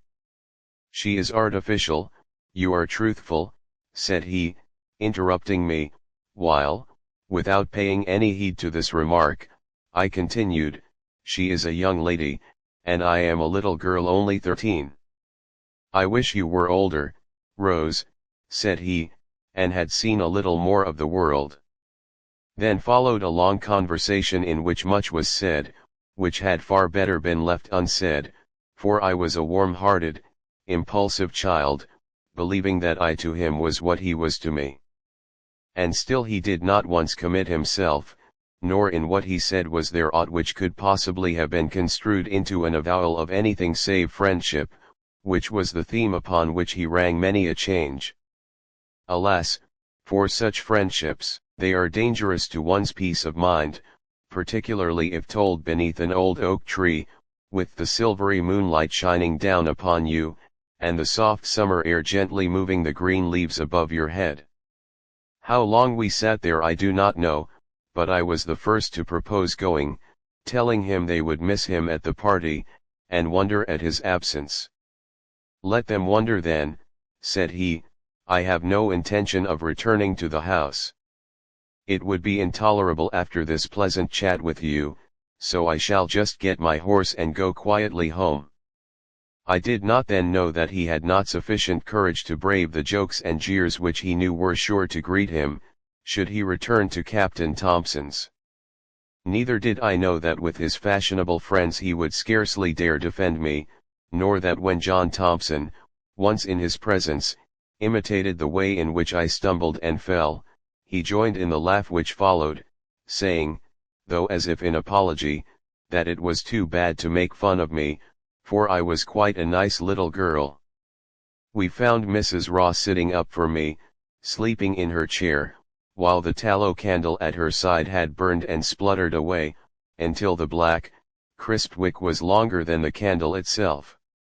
"Lordy massy! Doctor, is that you?" she exclaimed, rubbing open her eyes and hooking up her dress, which, for comfort, she had loosened. "I thought, mebbe, you'd beau Rosa home. Come in and stay a spell. I'd as lief you'd spark it a while in t' other room as not." But the doctor had no idea of doing anything so marked as that, and with a whispered good night to me, and an audible one to Mrs. Ross, he departed, just as the good lady asked me, loud enough for him to hear, if I'd dirted her stockings, lost her mitts, or broken her breast-pin. Chapter 8. Close of school in Pine District. Whether Dr. Clayton cared for me or not, he exerted his influence in my behalf, plainly telling John Thompson that he ought to be ashamed to annoy me as he did, and dropping a few hints to Mrs. Thompson, who now tried to restrain her son, so that after the party hostilities in that quarter nearly ceased. But the ball was in motion, and could not well be stopped, for what the Thompsons now lacked, the rest of the district made up. It was the general impression, I believe, that the scholars had learned nothing save a few pieces of poetry, and that I had done nothing but whip, scold, and cry. To all these accusations I plead guilty, and when Mr. Randall, one day, proposed to me to bring my labors to a close, I replied that nothing could please me better, though there was a tremor in my voice as I thought how the people of Meadow Brook would laugh. Mr. Randall, probably, divined my thoughts, for he quickly rejoined, "The weather is gettin' so hot that the youngsters need a vacation. Mebbe, in the fall, when it is cooler, we shall have you back." And so it was settled that school should close the next week on Saturday, and that on Friday I should have an examination. This, to a teacher in Western New York, may seem strange, but those who have taught in that part of New England where I did, know that such a thing cannot well be avoided. No matter how small the school, or how inefficient the teacher may be, an examination must be held, or you at once lose caste, the people unanimously declaring you to be ashamed of showing how little your pupils have learned. In my case, I was rather anxious than otherwise for an opportunity to show off, for I was sure my scholars would acquit themselves creditably. I well knew they could stand up and repeat verses, the multiplication table, the names of the 14 counties of Massachusetts, and tell who made them, and where the sun rose, louder and faster than any other 17 children in town. I confidently expected all the parents and friends to be there, and as my own wardrobe was rather scanty, I coaxed my sister Anna, who, though several years my senior, was still not much taller than myself, to let me wear her new black silk. It was my first appearance in a long dress, and it troubled me greatly, but by dint of holding it up, as ladies do nowadays, I succeeded in getting to the schoolhouse, where I found my pupils arrayed in their best, Ike Ross having in his shirt bosom the self-same glass breastpin which I had sported at Dell Thompson's party.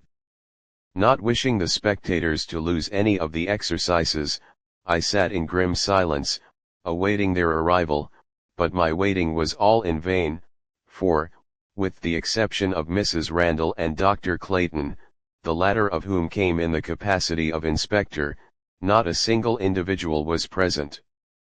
Not a parent, not a friend, nor a foe, and still, if the examination had not been held, those who stayed away would have ridiculed me, and voted my school even a worse failure than they did. So much for consistency. Parents, I think, are not sufficiently aware of the great good their occasional presence in the schoolroom will do, both to teacher and scholar, the latter of whom will almost invariably study harder and strive to have better lessons, if there is a prospect of their father or mother's hearing them recite, while the former, feeling that an interest is taken in them, will also be incited to fresh efforts for the improvement of those committed to their charge. But not thus thought the people of Pine Hill. Satisfied that an examination was going on, they stayed at home, expressing their surprise when they heard that nobody was there, wondering what it meant, and saying folks ought to be ashamed for not going. As if to make amends for their neglect, Dr. Clayton, in his closing remarks, said some very complimentary things concerning my school, which he bade the children repeat to their parents, and such is human nature, that, when I had received my $8, and was gone, the district, in speaking of me, said, I wasn't the worst teacher, after all. About 4 o'clock, there came up a thunder shower, which caused both Mrs. Randall and the scholars to hasten home. Dr. Clayton, on the contrary, was in no hurry. It was, perhaps, the last opportunity he would have of seeing me, he said, and he meant to improve it. It was not very far to Meadow Brook, I thought, and so I at last ventured to say. I know that, he replied, but people might talk were I to call on you, and I do not wish to do anything which will affect you unpleasantly. I don't care what folks say, arose to my lips, but its utterance was prevented by a flash of lightning and a thunder crash, which made me shriek aloud, while I covered my face with my hands. I shall not describe the way which Dr. Clayton took to calm my fright, for all who have passed through a similar experience can imagine it, but the remembrance of that thunderstorm lingered in my memory long after I had forgotten the night when I sat with him in the soft light beneath the old oak tree. When the storm had ceased and the sun was again shining on the treetops at the west, he left me, placing on my hand at parting a little gold ring, on which was inscribed, simply Rose. It was the gift of friendship, he said nothing more, and he wished me to wear it for the sake of the few pleasant hours we had spent together. I suppose it was wrong in me to accept it?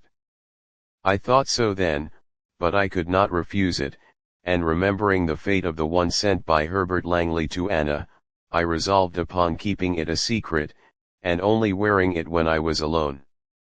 For a long time I sat in the deserted schoolroom, while the damp air, which came through the open window, fell upon my uncovered neck and arms, nor was I reminded of the lapse of time until it began to grow dark around me.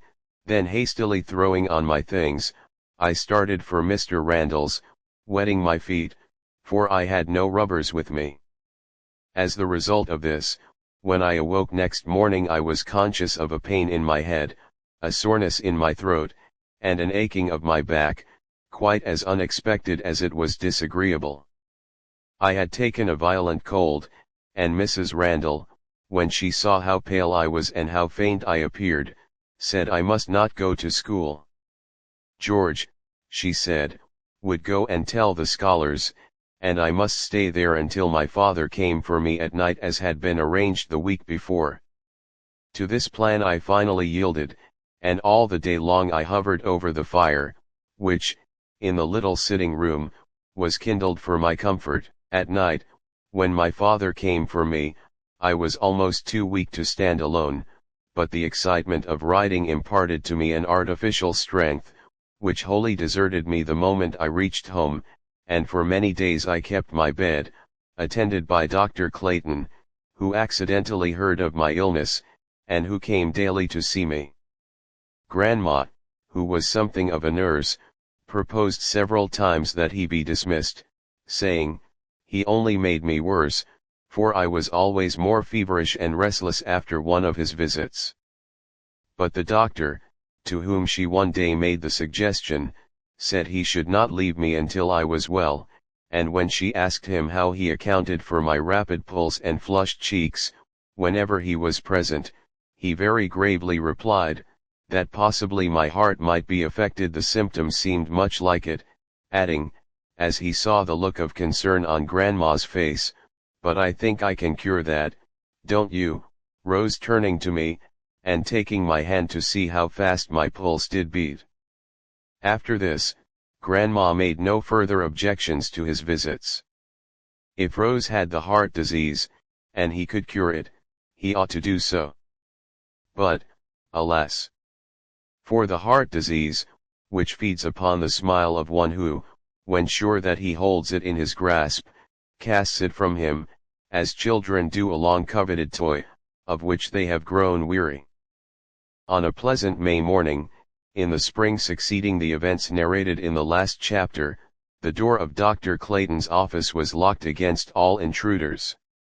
The shutters were closed, while within, with his feet upon a table and his hands clasped over his head, the doctor himself was revolving the all-important question whether it were better to offer himself at once to Dell Thompson and have it done with, or to wait a few years for a little girl, who had recently crossed his pathway, leaving on his memory footprints he could not easily efface.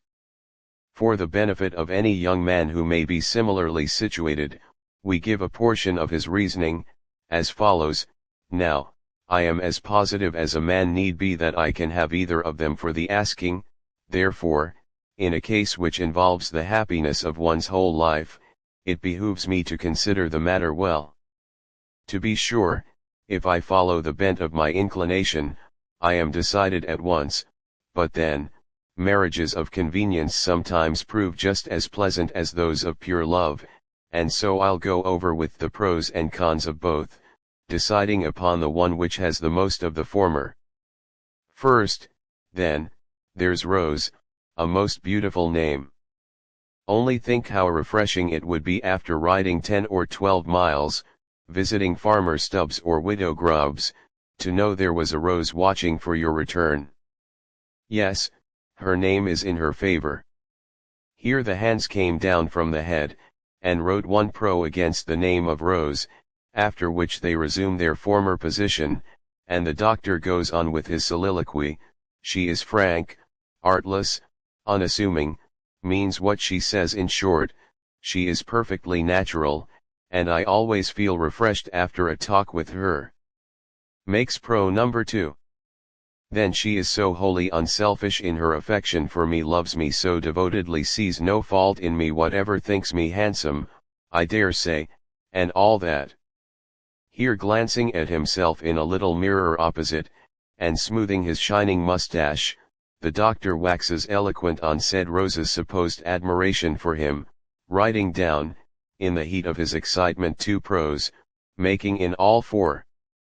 Verily, Rosalie, your prospect of becoming Mrs. Dr. Clayton is brightening fast. But to proceed, she is smart, intelligent, talented, writes poetry and, with proper training, would perhaps make a distinguished writer. Were I sure on this point, I should not hesitate, but you can't tell what these precocious children will make, frequently they come to a standstill. And here, to make the matter sure, he writes against her name one pro for what she possibly may be, and one con for what she probably will not be. Then I love her better than anything else in the known world.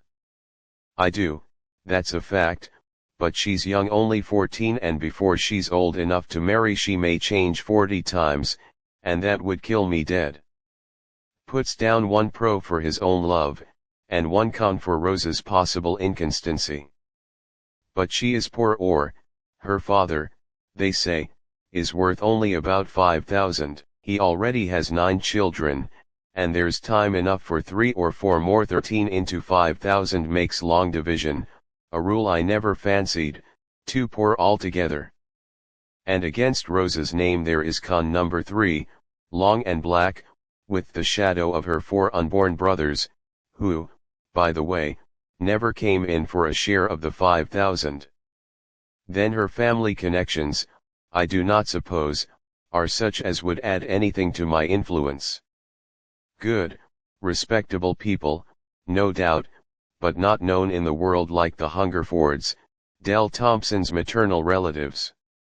To be sure, I once heard Rose speak of an uncle who resides in Boston, but I dare say he's some grocer or mechanic, living on a back street, while Dell's uncle, from the same city, must be a man of wealth and importance, judging by the figure his wife cuts when she visits the captain. Here Dell received a pro for the Hungerford blood flowing in her veins, while Rose had a con for the want of said Hungerford blood.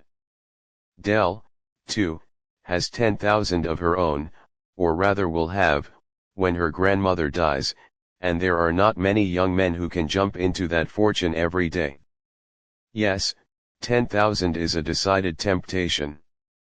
And lest Rose, who already numbered 6, should come out in the majority, 3 long marks were put down against the 10,000 to be inherited at the death of a grandmother, whose name Dell bore. Then Dell has an heir, which shows at once what she is, and no man need be ashamed of her in any place. Mark number 5. Then, again, she's handsome, decidedly so, such beautiful eyes, such small feet, and curls. Here a vague remembrance of certain long shoes, with wads of cotton, versus French slippers and silken hose, arose before the man of the world, resulting in a pro for the slippers, and a con for the cotton. But Dell is deceitful, high-tempered, artificial, selfish, superficial, and all that. The other picture suits me best, or would, were it not for the Hungerford blood, and the 10,000. Let me see how it foots up 6 pros for Dell, and the same number for Rose. Here was a dilemma, but anon he remembered how awkwardly the last mentioned young lady looked, when she fell at his feet, and this decides the matter. He is sensitive to ridicule, very, and he could not endure the sneering remarks which an avowed attachment to her might call forth from the world of fashion, so he crosses one of the pros which he had written against her name, when he thought how much she admired him, and then it stands, Dell 6, Rose 5. Thus was the die cast. Alas! For the young girl, who, that same spring morning, stole away to her accustomed haunt, the old grapevine, whose swelling buds were not an unfit symbol of the bright hopes now springing in her glad heart. As she sits there alone, with the running brook at her feet, she thinks of him who has grown so strongly into her love, and though, in words, he has never said so, by 10,000 little acts he has told her that her affection was returned, and for his sake she wishes she was older. He has wished so too, in her presence, many a time, but as that cannot be, she resolves to spend the season of her childhood in making herself what she knows he would wish her to be, were she to share his lot in life, and then, when the lapse of years shall have ripened her into womanhood, she thinks how she can, without shame, put her hand in his, and go forth into the world satisfied, though it brought her naught but care, if he were only with her. Alas, for thee, Rosa! A few miles to the southward, and the same sun which now shines softly down on you, looks in through a richly curtained window, and its golden rays fall on the queenly form of your rival, who, with a look of exultation on her finely cast features, listens to the words she has long waited to hear, and which have now been spoken, while he, of whom you dream, bends gently over her, his betrothed. And still, in the very moment of his triumph, there comes up before him a pale, childish face, which, with its dreamy eyes of blue, looks reproachfully upon him. But pride and ambition weave together a veil which hides the image from his view, bidding him forget that any other save the peerless stirred the fountain of his love. Would it be well for us always to know what is passing in the minds of our friends, whether present or absent? I think not, and still, could Rosalie have known what had transpired, methinks she would not have darted away so quickly as she did, when told that Dr. Clayton was coming through the gate one afternoon, about 6 weeks after his engagement with Dell. Why she ran, she could not tell, except it were, as her brother Charlie said, that gals always run off and spit on their hair, when they saw their beaux coming. Homely as this expression is, there was in this case some truth in it, for, though Rose did not spit upon her hair, she went to her room and brushed it, winding one or two of the rougher curls about her finger, then taking from its hiding place the ring, his gift, she placed it upon her finger, and with heightened color went down to greet the doctor, who had come to make his farewell visit. For 4 weeks from that night, Dell Thompson would be his wife.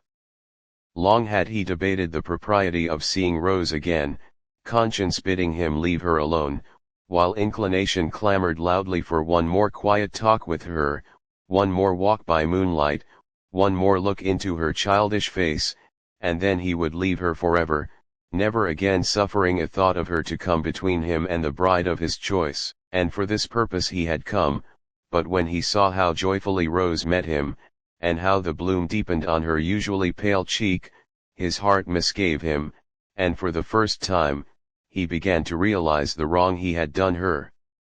But it was now too late to remedy it, he thought, and as if bent upon making matters still worse, he asked her to accompany him in a walk down the green lane, to the haunts he knew she loved the best, and where they had more than once been before.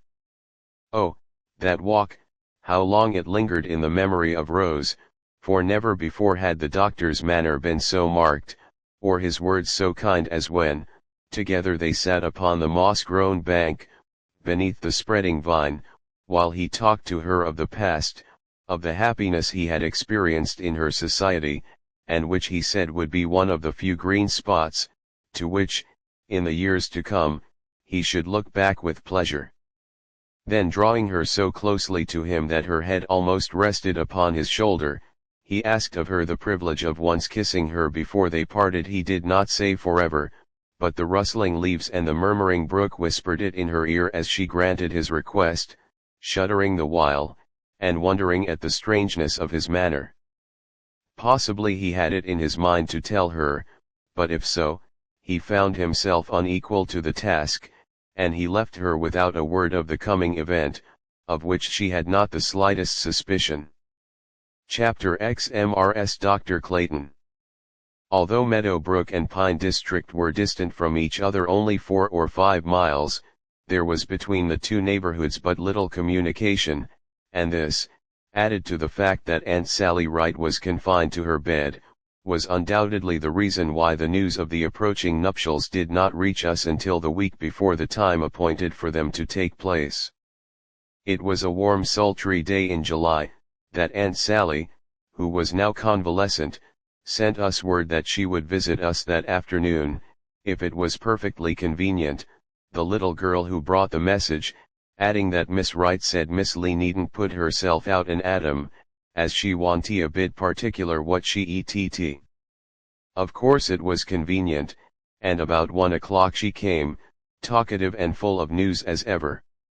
I was suffering from a severe headache, which, during the morning, had kept me confined to the bed, but knowing how much Aunt Sally would have to tell, and feeling curious to hear it all, I went down to the sitting room, where her first exclamation was, "Now do tell what makes you look so down in the mouth."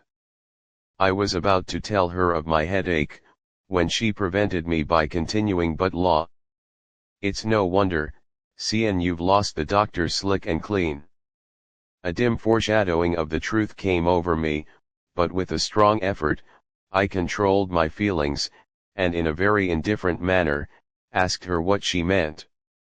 "Now I'll give up," said she, "if you hind tea heerd on tea. Why, it's in everybody's mouth. They are to be married next Thursday night, at 9 o'clock, and the dress is white satin, with a veil that comes most to the floor." "Who is to be married?" asked Anna, eagerly, her interest all awakened by the mention of white satin and lace veils. "Why, Dr. Clayton and Dell Thompson," returned Aunt Sally. "They was published last Sunday, Andy Slosson see it himself and told me. They are goin' first out to York State, to see them Great Falls, and then they are goin' to live in Boston, boardin' at some of them big taverns, and Dell has got 6 brand new gowns a purpose to wear to breakfast."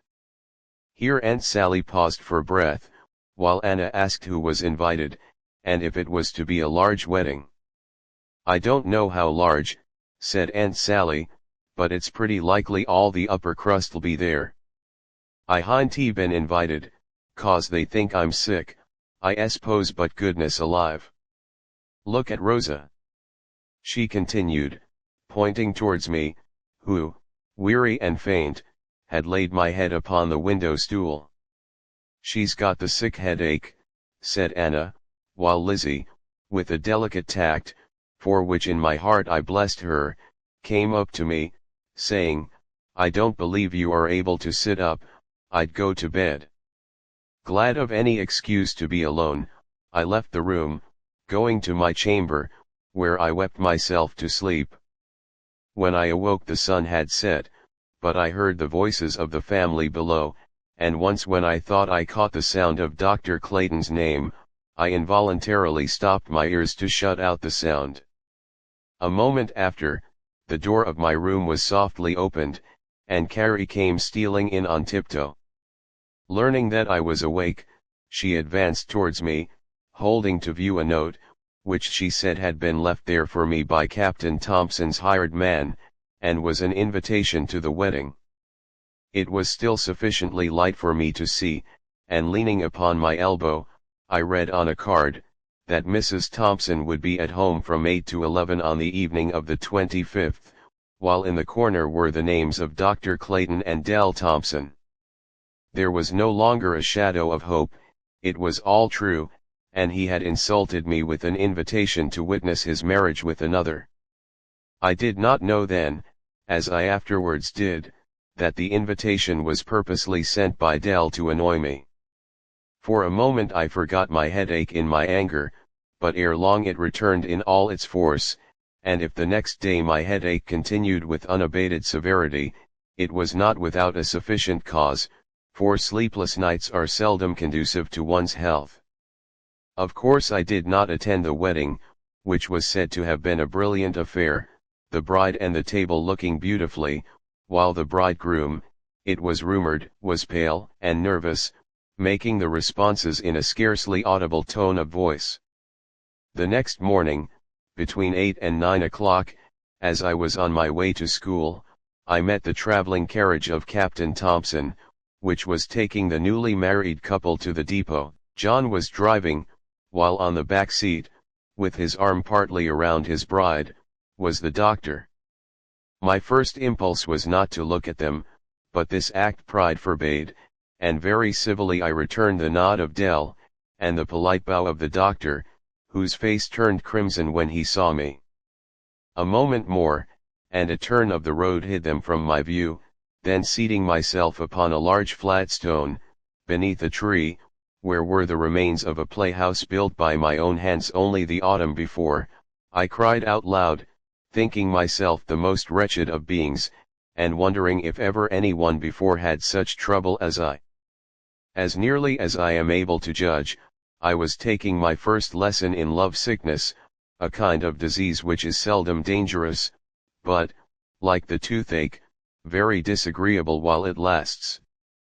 At least I found it so, and for weeks I pined away with a kind of sentimental melancholy, which now appears to me wholly foolish and ridiculous, for were I indeed the wife of Dr. Clayton, instead of Rosalie, this book would undoubtedly never have been written, while in place of bending over the inkstand this stormy morning, as I am doing, I should probably have been engaged in washing, dressing, scolding, and cuffing 3 or 4 little Claytons, or in the still more laudable employment of darning the socks and mending the trousers, a thing, by the way, which I can't do of said little Clayton's sire, who, by this time, would, perhaps, have ceased to call me his Rose, bestowing upon me the less euphonious title of she, or my woman.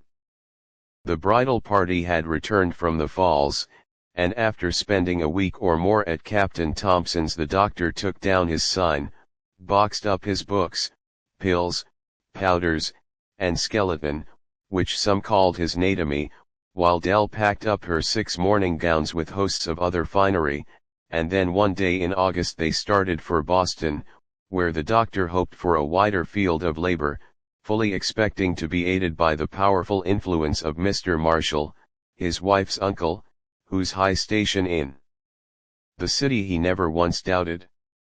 For this opinion he had, as the world goes, some well-founded reasons, for not only did Dell often quote my Aunt Marshall of Boston, but the lady herself also managed to impress the people of Pine District with her superiority over them, and her great importance at home.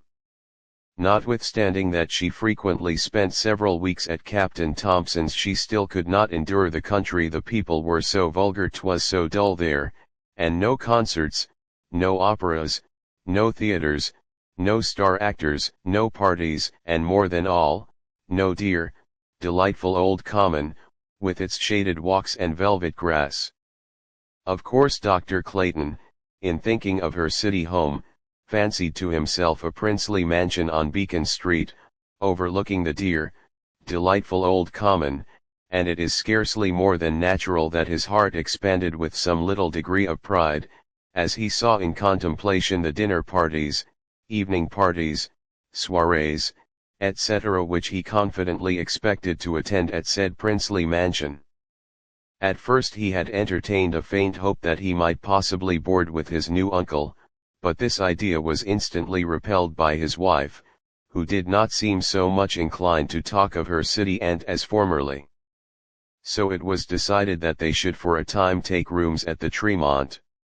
It was a dark, rainy night when they arrived, and as it was cold for the season, their room seemed cheerless and dreary, while, to crown all, the bride of 6 weeks was undeniably and decidedly out of temper, finding fault with everything, even to her handsome husband, who fidgeted and fussed, brought her the bottle of hair oil instead of cologne, stepped on her linen traveling dress with his muddy boot, spit in the grate instead of the spit box, breathed in her face when he knew how she disliked tobacco, thought of Rosalie, and wondered if she were ever cross. Nervous Dell called it, thought not, and almost wished no, didn't wish anything, but as an offset thought of the 10,000, asked Dell how old her grandmother was, received for an answer, I don't know, and I don't care, after which he went downstairs and regaled himself with a cigar until informed that supper was ready. Ate all alone. Dell, refusing to go down, found her in tears on returning to his room, was told that she was homesick, and wished she had never come. He began to wish so too, but said she'd feel better by and by. Sat for an hour or more cross-legged listening to the rain, and wondering if there was a cure for nervousness, finally went to bed and dreamed of Rosalie and the moonlight night, when they sat under the old oak tree, and of the thunderstorm when he gave her the little gold ring. The next morning Mrs. Dr. Clayton was all smiles, and when, with her handsome eyes, shining hair, and tasteful wrapper, she descended to the breakfast room, She attracted much attention, and more than one asked who she was, as they turned for a second glance. Nothing of this escaped the doctor, and with a glow of pride he forgot the vexations of the night previous, and gave vent to a mental shock. As he thought of his dream, for well he knew that the little plain-faced Rosa could not compare with the splendid woman at his side. Breakfast being over, he ventured to suggest the possibility of their soon receiving a call from her aunt, but Dell hastily replied, that such a thing was hardly probable, as her aunt had her own affairs to attend to, and would not trouble herself about them. The doctor's hands went into his pockets, and his eyes went over inquiringly to his wife, who continued speaking rapidly, as if it were a painful duty which she felt compelled to perform. "I don't know where you got the idea that Uncle Marshall is such a great man, not from me, certainly. But got it you have, and it's time you knew the truth. He is a good, honest man, I dare say, and respectable, too, but he is not one of the ton, by any means. Why, he's nothing more nor less than a tailor, and earns his bread from day to day." But his wife interrupted the doctor. "How happens it that she supports so much style?" "Oh, that's easily accounted for," returned Dell. "They have no children. She is fond of dress, and spends all she can get for that purpose. She was an apprentice girl and learned her trade in my uncle's shop, and it is said, sometimes helps him now when he is pressed hard." "Why did you never tell me this before?" asked the doctor, his brow growing thoughtful. "And why should I tell you?" answered Dell. "What did I suppose you cared whether he were a prince or a tailor? You married me, I hope, for myself, and not for my relations." The doctor thought of the $10,000 just in time to force down the answer which sprang to his lips, and which was far better to be unuttered, so, in its place, he asked, "Where do they live?" "On a back street, some distance from here," said Dell, adding, that their house, though small, was pleasant and neatly furnished. "It is well enough in the country to have a city aunt on which to plume one's self," she continued, laughingly, "but here, where she is known, I do not intend having much intercourse with her, for a physician and tailor will, of course, occupy entirely different positions. However, I must treat her, at first, with a show of politeness, and if you are so disposed, we'll go round there and call this morning." The doctor made no objections, and ere long they were walking over the stony pavement towards our street, which, as Dell had said, was rather out of the way. The house, however, at which they stopped, was a pleasant little cottage, with a nicely kept yard in front, while the parlor, into which they were shown, was quite tastefully furnished.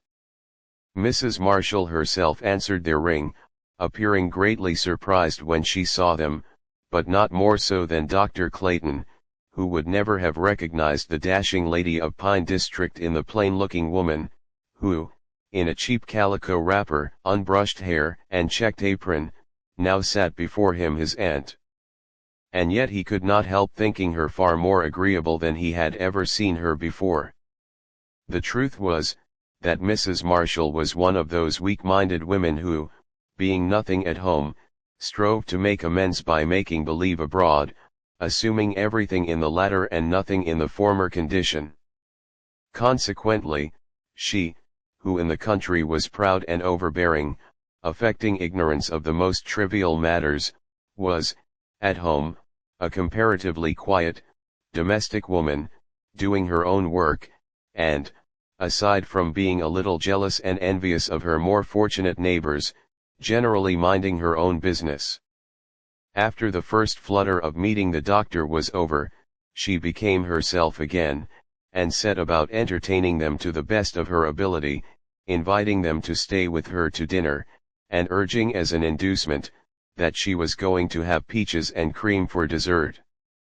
But Dell rather haughtily declined, whereupon her aunt asked when she would come round and spend the day, saying, she must do so before long, or they might not be in that house. Not be in this house? Why not? Asked Dell, and Mrs. Marshall replied, why, you know, we have always rented it of Mr. Lee, and he talks of selling it. Instantly the doctor thought of Rosa, and involuntarily repeated the name Lee. Yes, said Mrs. Marshall. He has a brother in Meadow Brook, whom you may know. Is he wealthy? Asked the doctor. Why, yes, I suppose so, said Mrs. Marshall, hesitatingly, as if unwilling to admit what she could not deny. He lives in a big house on Beacon Street, keeps his carriage, and they say the curtains in the front parlor cost $1,000, and there are only 2 windows either. Here she cast a deprecating glance towards her own very prettily embroidered muslin curtains, which probably cost about 1/100th part of that sum. Soon after, the newly married pair arose to go, the doctor feeling, in spite of himself, a little uncomfortable, though at what he hardly knew, for he would not acknowledge to himself that he was at all disappointed, because Dell's uncle was a tailor instead of a millionaire, or because Rosa's uncle lived on Beacon Street, and sported curtains which cost $1,000. This did not in the least affect Dell. She was his wife, and as such he would love and cherish her, ministering as far as possible to her wants, and overlooking the faults which he knew she possessed. Thus reasoned his better nature as he rode home, unconscious that the object of his thoughts was at that very moment misconstruing his silence into disappointment, and writing against him bitter things in her heart. It was a peculiarity of Dell's to get angry when people least expected it, and then to sulk until such time as she saw fit to be gracious, so when they reached the Tremont, the doctor was astonished to find her past speaking, neither could he by any amount of coaxing elicit a word from her for more than an hour. At the end of that time, however, her pent-up wrath exploded, and, in angry tones, she accused him of feeling sorry that he had married her, because her uncle didn't prove to be a great man as he had supposed. I saw it all in your face when we were in the omnibus, said she, it is of no use for you to deny it, adding, as she burst into tears, but you cannot regret your marriage more than I do mine, and you needn't feel so smart either, for your father was a poor shoemaker in Maine, and when you went to college you rang the bell in part payment of your tuition. This was a phase of married life for which the doctor was wholly unprepared, and during the first part of his wife's speech he stood confounded, but by the time she had finished, his mind was pretty well made up to box her ears. This, however, he did not do, though he bade her shut up her head, repenting the harsh words the moment they were uttered, and having manliness enough to tell her so. Winding his arm around her, he talked to her calmly and rationally until she came out of her pet, and agreed to make up. This process we leave to the imagination of the reader, only suggesting that no one who saw the handsome, loving pair, which half an hour after went down to dinner, would have dreamed of the dark cloud which had so recently lowered on their matrimonial horizon. Here, wishing the doctor success in procuring patients, we leave them for a time, while we go back to Meadow Brook, where our house was one day thrown into a state of unusual excitement by the arrival of a letter from Aunt Charlotte, which contained an invitation for Anna and myself to spend the remainder of the autumn and the whole of the coming winter with her in the city. Rosa, she wrote, could go to school, while Anna would be introduced into society. Of course we were greatly surprised, wondering what had come over our haughty aunt, who, as the reader will recollect, once spent a Thanksgiving with us. She must have changed, we thought, or else there was some mistake about the invitation. But this could not be, for there it was in black and white, written evidently in all sincerity, while added to it was a postscript from Uncle Joseph, who also joined in the request. That, if nothing more, proved that the invitation was genuine, for there was no mistaking my uncle's peculiar handwriting, and it only remained for us to decide whether we would accept or not. Anna and myself said yes, at once, and after a grave deliberation in Grandma's room, the same conclusion was also reached by my parents, who, after giving us abundance of good advice not a word of which I heard, as I was wondering if I should ever meet the doctor and Dell, enjoined it upon Anna, first, never to dance at the parties which she might sometimes attend, second, never to wear her dresses indecently low, as some of the city girls did, and third, not to flirt with Herbert Langley. For this last injunction they probably fancied there was little need, it being now 5 years since she had seen him, and as they knew nothing of the perfumed, gilt-edged notes which lay hidden in her work-box, they very naturally supposed she had forgotten him. I thought so, too, for hers was the last letter, which had been unanswered for many months, and Anna, I knew, was far too proud to care for one who had forgotten her. Occasionally we had heard of him through others, and it was always the same story, viz. that he was going down to a drunkard's grave, as fast as daily drams and weekly sprees could carry him, but if these reports produced any effect upon Anna, it was imperceptible.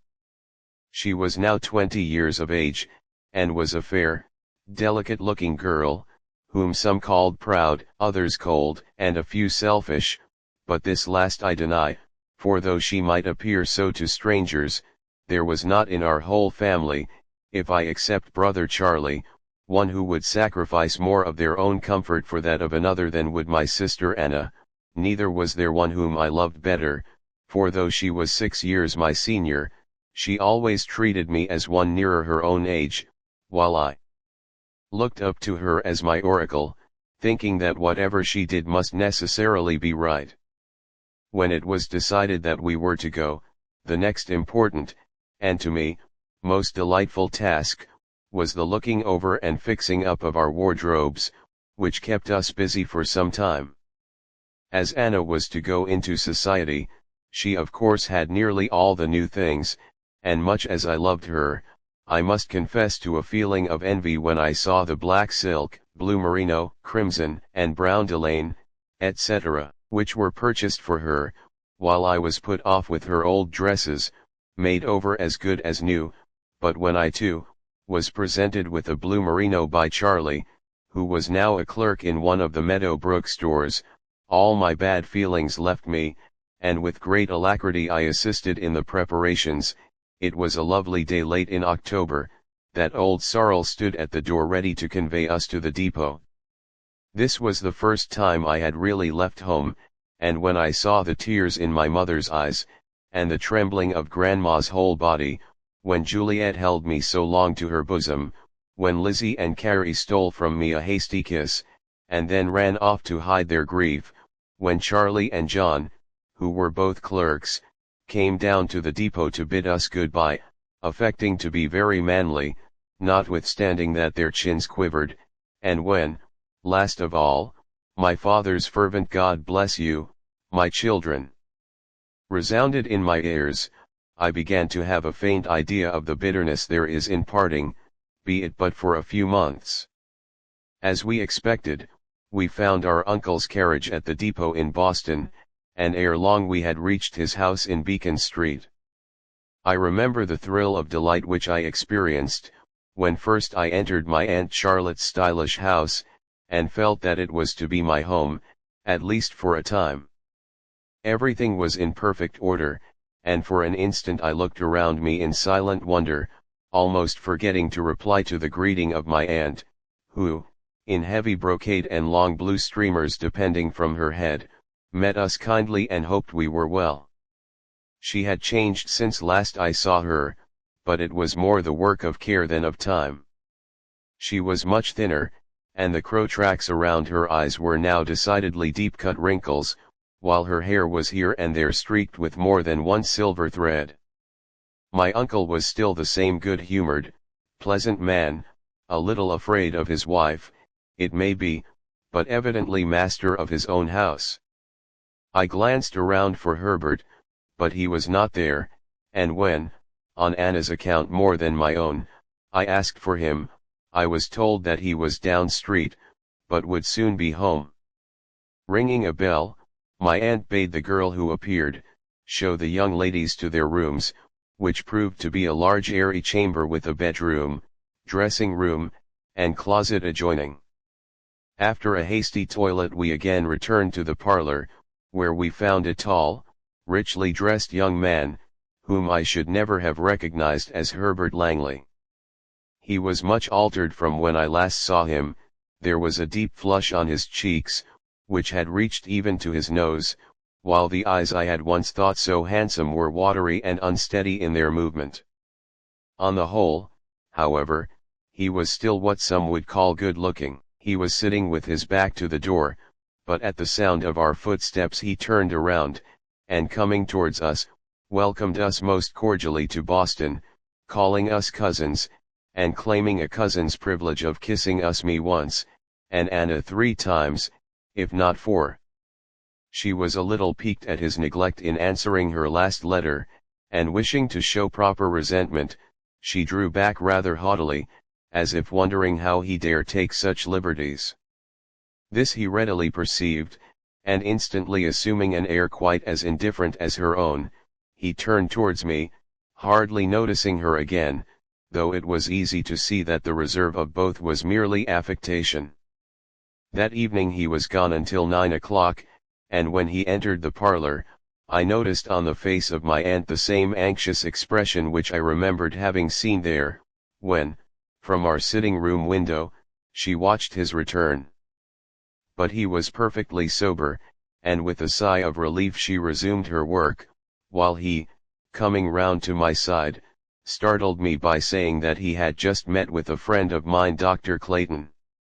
"Where did you see him?" asked Anna, while I bent lower over the book I was reading, for that name had still a power to move me strongly.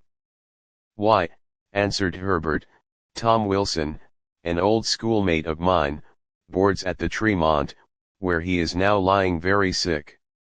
All the old physicians have given him up, and so he has employed this Dr. Clayton, who, it seems, has been at the same hotel for 6 weeks or more. I called on Tom this evening, and while I was there Dr. Clayton came in.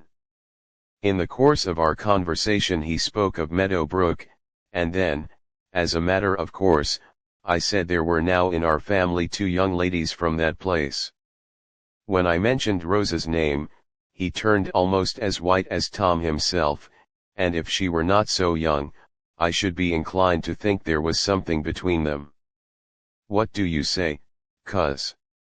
Here Anna came to my aid, saying, "Why, he's a married man, and his wife is with him at the Tremont." "The dickens he is," said Herbert, looking a little puzzled. Then turning to his mother, he added, "Mother, you ought to call on this Mrs. Clayton, for if she is an acquaintance of Anna and Rosa, they will very naturally wish to see her occasionally." "She needn't call for me," said I, quickly. "Nor for me, for I don't know her," rejoined Anna, while with a haughty toss of her head, Aunt Charlotte replied, that her circle of acquaintances was quite large enough now, and she'd no idea of extending it by taking in people about whom she knew nothing. I know it was very wrong in me, but I could not help straightening up a little in my chair as I wondered what the proud Dell Thompson would say if she knew that the despised Rosalie was living as an equal in a family which looked down upon her and her husband as nobodies. I was roused from my reverie by my aunt's asking Herbert in a low tone, how Ada was tonight, and glancing towards him, I fancied that said Ada, whoever she might be, was to him not a very pleasant subject just then, for his brow darkened visibly, while he replied, "I never once thought to inquire, but I dare say she's no worse, or she would have sent for you post haste." There was a moment's silence, and then my aunt again spoke, "Herbert, I wish you'd do better. You know how lonely she is, and how much she must necessarily feel your neglect." "Fudge!" was his answer, as he folded his hands over his head, and leaning back in his chair, looked straight into the astral lamp. That night, when Anna and I were alone in our room, the former sat for a time in deep thought, saying, when I at last told her the clock was striking 11, "I wonder who Ada is." I wondered so, too, and my interest was not at all diminished when the next morning, at the breakfast table, Aunt Charlotte said to her son, "Herbert, I shall be busy this morning making arrangements about a school for Rosa, and I wish you'd go in and see Ada, will you?" "Yes, yes, I will," said he, rather impatiently, adding, "and if I don't find her any better, I mean to assume the responsibility of discharging that old superannuated greenie who attends her, and install Dr. Clayton in his place. I took quite a fancy to him, and I'm going to give him my patronage." "Oh, I wish you would," I exclaimed involuntarily, for in spite of the wrong he had done me, I cherished no feeling of animosity towards him. Then again, I had heard that it was sometimes very difficult for a young physician to obtain much practice in a strange place with no one to help him, and I thought, perhaps, Herbert's patronage might be of some avail. "I see," said Herbert laughingly, "there has been something, and though he is a married man, you still feel an interest in him, and want him to succeed. All right, and I'll do what I can to help him, for I verily believe he'll get Tom on his legs again in spite of what the temperance folks say about his bloods being all turned into whiskey."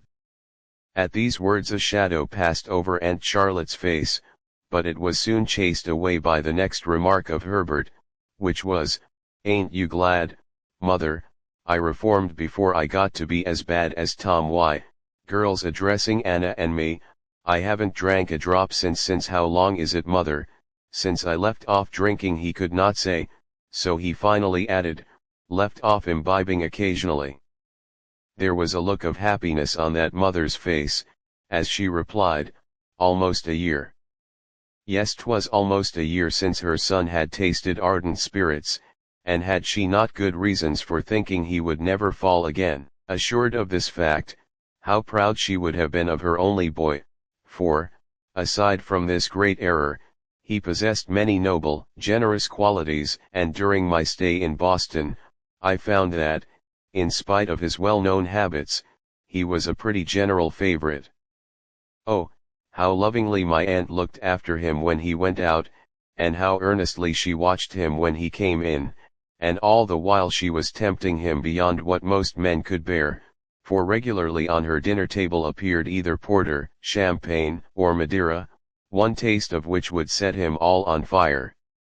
But, unfortunately, she belonged to that class of fashionable people who deem the wine bottle a necessary appendage to the dinner table, and if, in the sequel, her son should fill a drunkard's grave, would there be any just cause why, in her anguish, she should murmur at Providence for having dealt with her thus harshly? Ought she not rather to blame herself for having thus daily tempted him to sin by placing before him what she well knew was sure to work his ruin? But to our story. We were at dinner when Herbert came in from his morning ramble, and taking his accustomed seat at the table, he said to his mother, "I called on Ada as you desired, and found her sitting up in a rose-colored dressing gown, which she thinks very becoming to her, I know, for she sat directly opposite the mirror, and I should not dare tell how many times I caught her casting admiring glances at herself." Aunt Charlotte frowned, while Herbert, turning to me, continued, "Miss Montrose is so much better that I don't believe I can patronize your doctor in that quarter, but I'll do something for him, break my leg, maybe, or have the delirium tremens." This species of jesting seemed to be a kind of mania with Herbert, for almost every day of his life he referred to his former habit of drinking, greatly to the annoyance of his mother, who, on the occasion just mentioned, turned slightly pale, while Anna looked down upon the carpet and sighed. Thinking this as favorable an opportunity for making inquiries concerning Ada Montrose as I should have, I asked Herbert who she was. His mother's lips moved as if she would answer the question, but ere she could speak, Herbert replied, She's a Georgia lady, a great coquette, who is spending the winter here with a 40th cousin. Some call her handsome, and I believe mother thinks her beautiful, but if Anna paid as much attention to her toilet and dressed as elegantly as Ada Montrose, she would, in my opinion, look far better. 'Twas the first compliment he had paid Anna since our arrival, and it brought a bright flush to her usually marble cheek, for Herbert Langley possessed a strange power over my sister, which she did not try to resist. I fancied that my aunt was not quite pleased with Herbert's comparing Miss Montrose to Anna, but ere she could frame any answer, he asked us if we would like to attend the theatre that evening. Notwithstanding my father's hostility to circuses, I did not remember having heard him say much against theatres, and so I answered quickly, "Oh, yes, Anna, let's go. I want to see what they do." And so, with my aunt's permission, it was settled that we should go, and at the usual hour I found myself in the National Theatre, which was densely crowded, for a celebrated actress appeared that night for the last time in Boston. Perfectly bewildered, I followed Herbert and Anna to my uncle's box, which commanded a fine view of the stage, and then, when I became a little accustomed to the glare of lights and the hum of voices, which in some degree reminded me of that never-to-be-forgotten circus of Cousin Will Memory, I ventured to look over the sea of faces, half starting from my seat as I recognized among the crowd Dr. Clayton and his wife, the latter appearing to be looking at us through what I thought resembled the dice boxes of a backgammon board tied together, but which I soon learned was an opera glass. The doctor was paler and thinner than when I last saw him, and it was with more than one pang that I watched him as, from time to time, he cast a glance of pride at the splendid-looking woman at his side, who attracted considerable attention, and at whom, in the course of the evening, more than one glass was leveled. Ere long my attention was diverted from them to a tall, dark, and rather peculiar-looking gentleman, who entered the box at our right. Sinking into a seat, he abandoned himself apparently, to his own thoughts, which could not have been very pleasant, for his forehead, which was high and white, seemed at times to be one mass of wrinkles, while his eyes, large, black, and deep-set in his head, alternately flashed with anger and vexation. I am not much of a physiognomist, but there was in the face of the stranger something which at once attracted and riveted my attention. He was not handsome, like Dr. Clayton, nay, I am not sure but many would call him ugly, but I did not, and, somehow, I felt certain that no girl of 14 had ever wept over his fickleness, for he looked the soul of honor and integrity.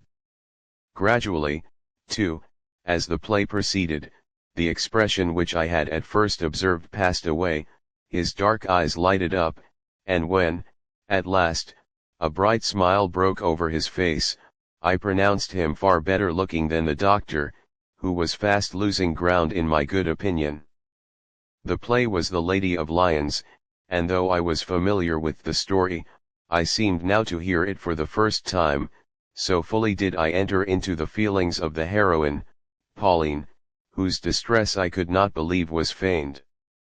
All was real to me, and I can now scarcely repress a smile, as I recall to mind how I must have looked, standing there with flushed cheeks, clasped hands, staring eyes, and lips slightly apart, drinking in every word of the actress.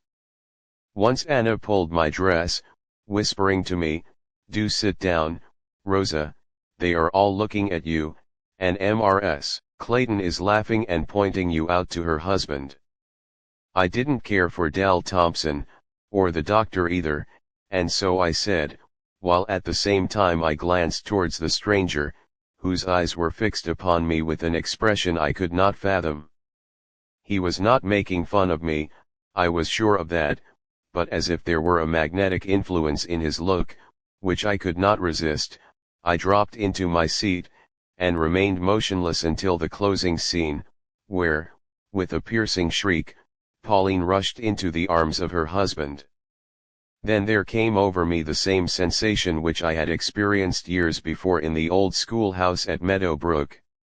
Everything grew dark around me, and with a faint cry I fell across Anna's lap.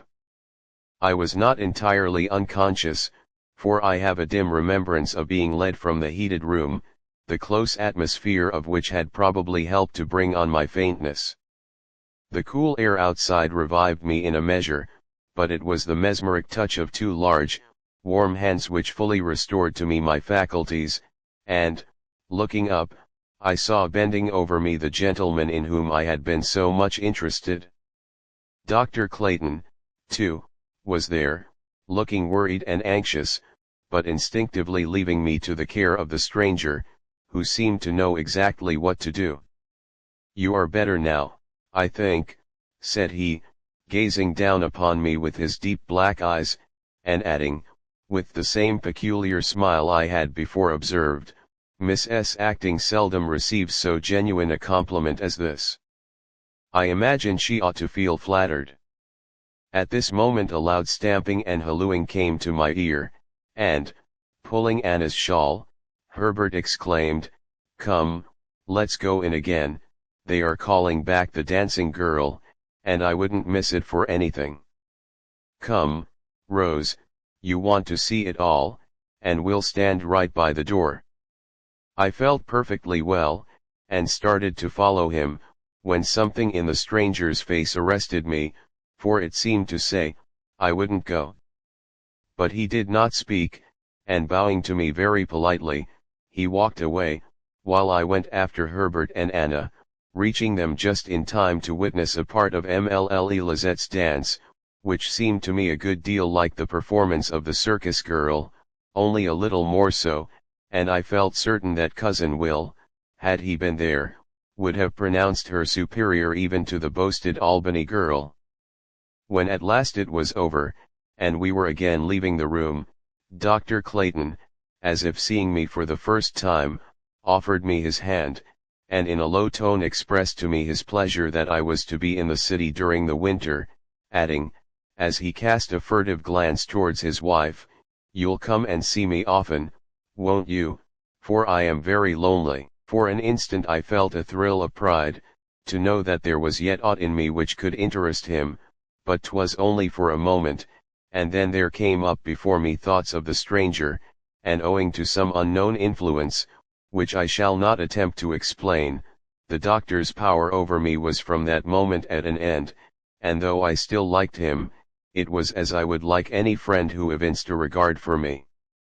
Of the stranger I often thought, wondering who he was and whence he came, but no one knew, and all that I could learn was, that Herbert saw him the next morning standing on the steps of the Revere House, and chancing the same afternoon to be at the Worcester depot, he saw him enter the cars bound for Albany, and heard from one of the bystanders that he was a Georgian, and had probably come to Boston after a runaway nigger.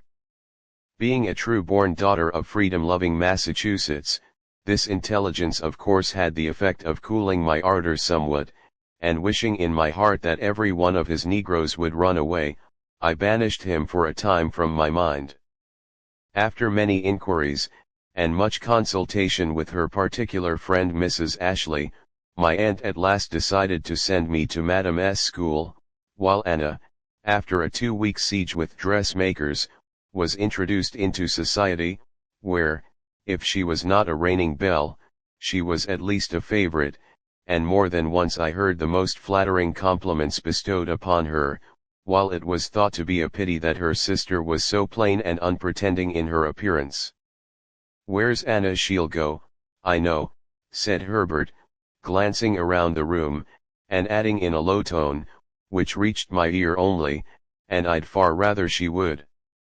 When I explained to him that she had a headache, and did not wish to be disturbed, he exclaimed, "What ails all the girls today? Anything the matter with you, Rose? If there isn't, put on your bonnet and I'll show you the city, for I'm resolved upon riding with somebody." As my aunt made no objection, I was soon ready and seated by the side of Herbert, in the light vehicle, which he drove himself. I think he exerted himself to be agreeable, for I never saw him appear so well before, and in my heart I did not blame my poor sister for liking him, as I was sure she did, while at the same time I wondered how he could fancy Ada Montrose. As if divining my thoughts, he turned suddenly towards me and said, "Rosa, how do you like Ada?" Without stopping to reflect, I replied promptly, "Not at all." "Frankly spoken," said he, and then for several minutes he was silent, while I was trying to decide in my own mind whether or not he was offended, and I was about to ask him, when he turned to me again, saying, "We are engaged, did you know it?" I replied that I had inferred as much from the conversation which I had heard between her and Miss Marvin, saying further, for his manner emboldened me, that I was surprised, for I did not think her such an one as he would fancy. "Neither is she," said he, again relapsing into silence. At last, rousing up, he continued, "I must talk to somebody, and as you seem to be a sensible girl, I may as well make a clean breast, and tell you all about it. Ada came up here from Georgia last spring, and the moment mother saw her, she picked her out for her future daughter-in-law. I don't know why it is, but mother has wanted me to get married ever since I began to shave. I believe she thinks it will make me steady, but I am steady enough now, lor, I haven't drank a drop in almost a year. I should, though, if Ada Montrose was my wife. But that's nothing to the point. Mother saw her and liked her. I saw her and liked her well enough at first, for she is beautiful, you know, and every man is more or less attracted by that. They say, too, that she is wealthy, and though I would as soon marry a poor girl as a rich one, provided I liked her, I shall not deny but her money had its influence with me, to a certain extent. And then, too, it was fun to get her away from the other young men who flocked around her, like bees round a honey jar. But, to make a long story short, we got engaged, heaven only knows how, but engaged we were, and then here he paused, as if nearing a painful subject, but soon resuming the thread of his story, he continued, and then I stopped writing to Anna, for I would not be dishonorable. Do you think she felt it? The question was so unexpected, that I was thrown quite off my guard, and replied, "Of course, she did, who wouldn't feel mortified to have their letters unanswered?" "'Twas wrong, I know," said he. "I ought to have been man enough to tell her how it was, and I did begin more than a dozen letters, but never finished them. Do you think Anna likes me now, or could like me, if I was not engaged, and she knew I'd never get drunk again? Could he have seen her when first she learned that his affections were given to another, he would have been sufficiently answered, but he did not, and it was not for me, I thought, to enlighten him, so I replied evasively, after which he continued, as soon as I was engaged to Ada, she began to exact so much attention from me, acting so silly, and appearing so ridiculous that I got sick of it, and now my daily study is how to rid myself of her, but I believe I've commenced right. Can I make a confidant of you, and feel sure you'll not betray me to anyone, unless it is Anna?" I hardly knew how to answer, for if it was anything wrong which he meditated, I did not wish to be in the secret, and so I told him, but it made no difference, for he proceeded to say, "I shall never marry Ada Montrose, never, neither would it break her heart if I shouldn't, for she's more than half tired of me now." I thought of the dark stranger, and felt that he was right, but I said nothing, and he went on, "Sometimes I thought I'd go up to Meadow Brook, tell Anna all about it, ask her to marry me, and so settle the matter at once, but then I did not know but she might have grown up raw, awkward, and disagreeable, so I devised a plan by which I could find out. Mother would burn her right hand off, I believe, to save me from a drunkard's grave, and when I wish to win her consent to any particular thing, all I have to do is to threaten her with the wine cup. "Oh, Herbert! How can you?" I exclaimed, for I was inexpressibly shocked. "It's a way I've got into," said he, laughing at my rueful face. And when I suggested that Anna should spend the winter here, I hinted to the old lady that if she didn't consent, I'd go off with a party of young men on a hunting excursion. Of course she yielded at once, for she well knew that if I joined my former boon companions, I should fall. "And so we are indebted to you for our winter in Boston," said I, beginning to see things in a new light. "Why no, not wholly," he answered. "Mother consented much easier than I supposed she would. The fact is, she's changed some since she was at Meadow Brook. She's joined the Episcopal Church, and though that in my estimation don't amount to much, of course, she has to do better, for it wouldn't answer for a professor to put on so many airs."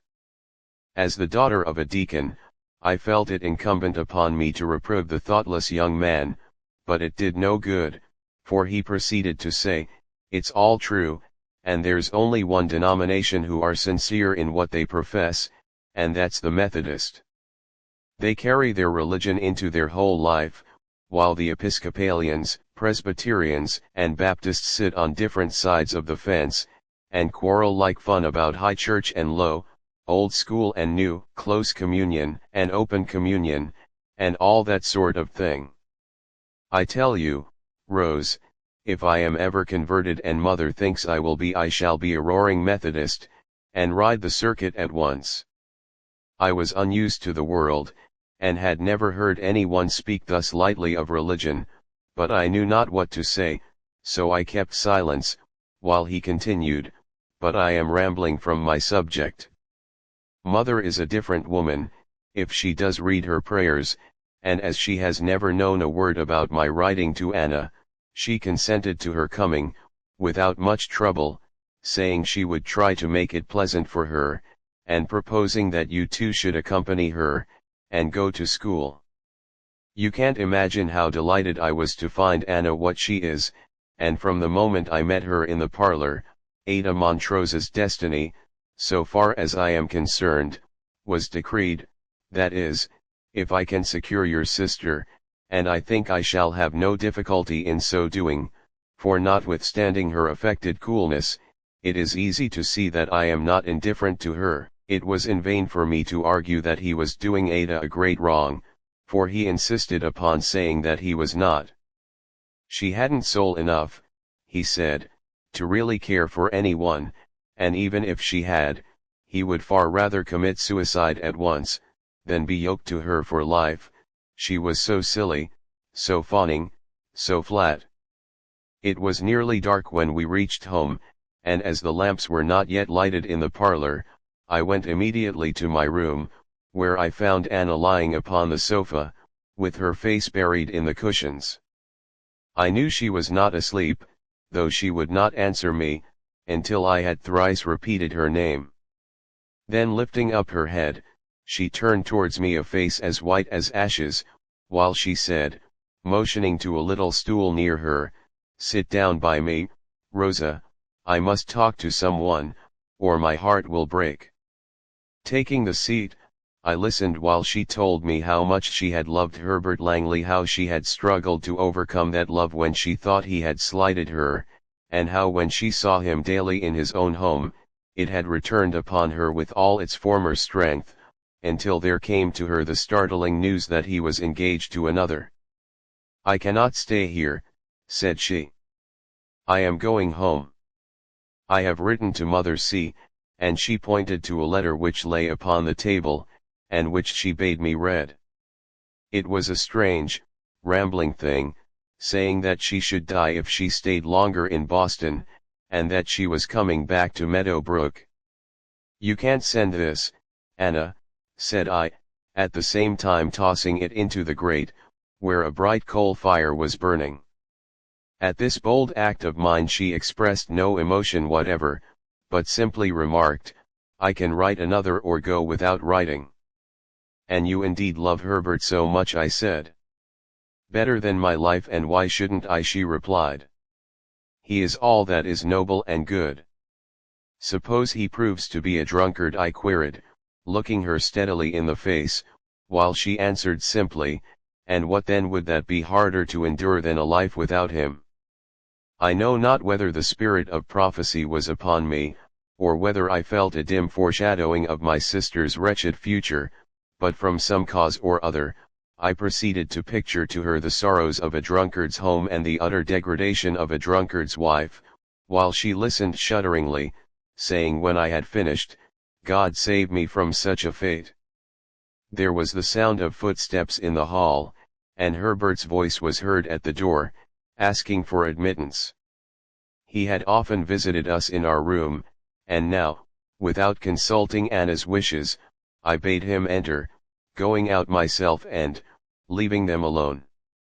What passed between them I never knew, but the supper table waited long for Herbert, and was finally removed, my aunt thinking he had gone out, to see Ada, perhaps, she said, and then she asked me how I liked her, telling me she was to be Herbert's wife, and that she hoped they would be married early in the spring. I made her no direct reply, for I felt I was acting a double, nay, a treble part, in being thus confided in by three, but I could not well help it, and I hoped, by betraying neither party, to atone in a measure for any deceit I might be practicing.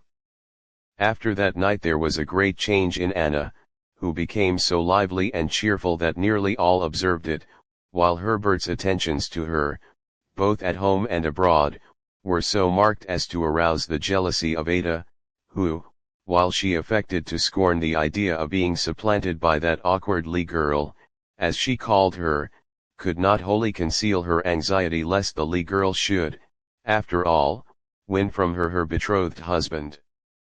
Something of this she told my aunt, who, knowing nothing of the true state of affairs, and having the utmost confidence in her son's honor, laughed at her fears, telling her once in my hearing, though she was unaware of my proximity, that, however much Herbert might flirt with Anna, he had been too well brought up to think of marrying one so far beneath him. "But he does think of it, I most know he does," persisted Ada, beginning to cry, "and I wish you'd send her home, won't you?" I did not hear my aunt's reply, but with Ada, my own heart echoed, "Send her home," for much as I liked Herbert, I shrank from the thought of committing my gentle sister's happiness to his keeping, and secretly I resolved upon writing to my father and acquainting him with the whole, but, alas! I deferred it from day to day, until it was too late. Chapter 13. The Flight. One bright morning about the middle of January, Herbert announced his intention of going to Worcester with Anna, who, he said, wished to visit the lunatic asylum, and as a young physician of his acquaintance had just commenced practicing there, it would be a good opportunity for them to go over the building. To this my aunt made no objection, merely proposing that Ada, too, should go. Afterwards I remembered the peculiar look in Herbert's eye, as he replied, "Oh fie! Mother, Ada's nerves are not strong enough to endure it. She can go with me some other time." Accordingly, when breakfast was over, Anna went up to her room to make the necessary preparations for her ride, while I stood by and gave her whatever assistance she needed. I observed that every article which belonged to her was put in its proper place, but I gave it no further heed, though I did wonder why she kissed me so often, turning back even after she had reached the door to bid me another good-bye. Slowly the day passed away and night came on, dark, cold, and stormy.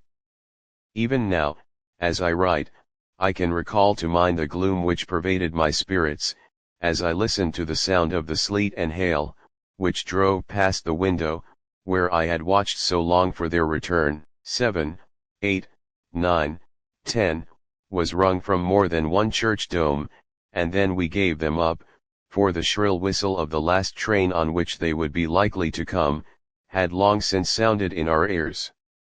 "They must have stayed somewhere, don't you think so?" said my aunt, addressing her husband, who, man-like, was not in the least alarmed, but sat conning his evening paper, nearer asleep than awake.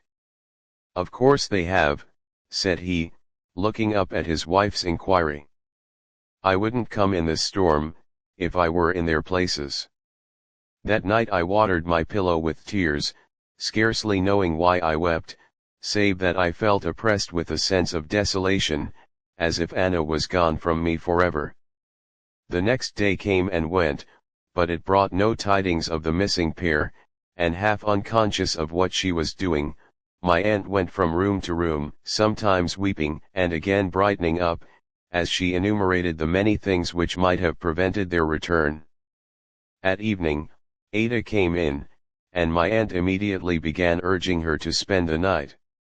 This she did willingly, seeming very anxious concerning the absence of Herbert, and feeling, I was sure, a little suspicious that I might know more of his whereabouts than I chose to tell, for once, when we were alone, she turned towards me and very haughtily asked, if I had any idea where they were. "None, whatever," said I, and she continued. "Has it never occurred to you that this Anna Lee manifested altogether too marked a preference for a gentleman whom she knew to be engaged?" "The preference was mutual," I replied. "Herbert liked Anna, and Anna liked Herbert." "And they have gone off to consummate that liking by a marriage," interrupted Ada. "I do not know that they have," I returned, "but such a termination of affairs would not surprise me." She was very pale, and there were tears in her eyes, but I thought they arose more from a sense of mortification than from any real love which she bore for Herbert Langley, and so I did not pity her as I should otherwise have done. The next morning at breakfast both she and my aunt, particularly the latter, looked weary and worn, as if neither had slept at all during the night. My uncle, on the contrary, seemed to be unmoved. He probably had an opinion of his own, but whatever it was he kept it to himself, merely saying that if the Eastern mail brought no letter he would go in quest of them himself. I know I could not study in my present excitement, and so I asked permission to remain at home. Stationing myself at the window, I watched anxiously for the return of Herod, who, as usual, had been sent to the office. He came at last, bringing his pocket full of letters, two of which were for me, one postmarked Meadow Brook, and the other Albany. With a trembling hand I tore open the latter, which was in my sister's handwriting.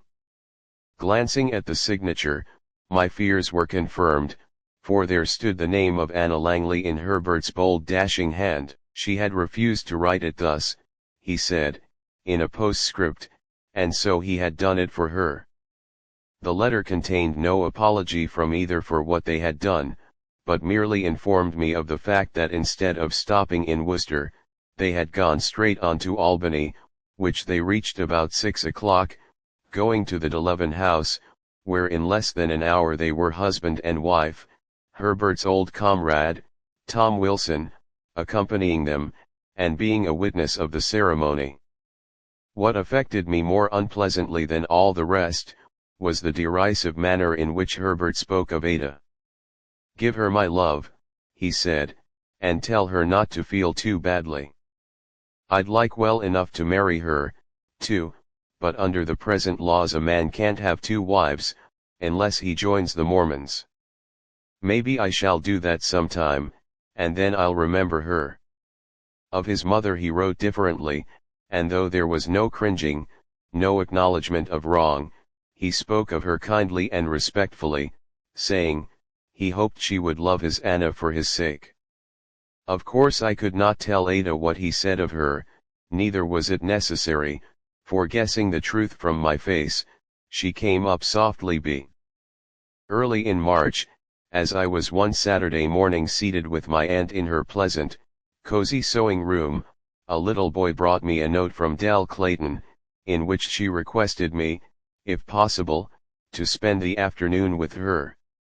She was sick, she wrote, unable to sit up, and what was worse than all, she was homesick and unhappy. Her aunt, she said, was out of the city, and as she had no acquaintance, she thought the sight of a familiar face would do her good. Aunt Charlotte, to whom I handed the note, consented to my going, and immediately after dinner, which that day was served at an earlier hour than usual, I started. Long and daily walks have always been to me a luxury, and so, though I had been but a few months in Boston, I was tolerably well acquainted with most of its localities, and had no trouble in finding the once stylish, but now rather dilapidated and gloomy-looking block, in one part of which Dr. Clayton was keeping house. Since the night when I met him at the theater, I had never seen him, and all that I knew of him was that he had left the Tremont. Subsequently, however, I heard the whole history of their proceedings partly from the doctor, partly from Dell, and partly from other sources, and as a recital of it may not be wholly uninteresting to my readers, I will give it before proceeding with a description of my call.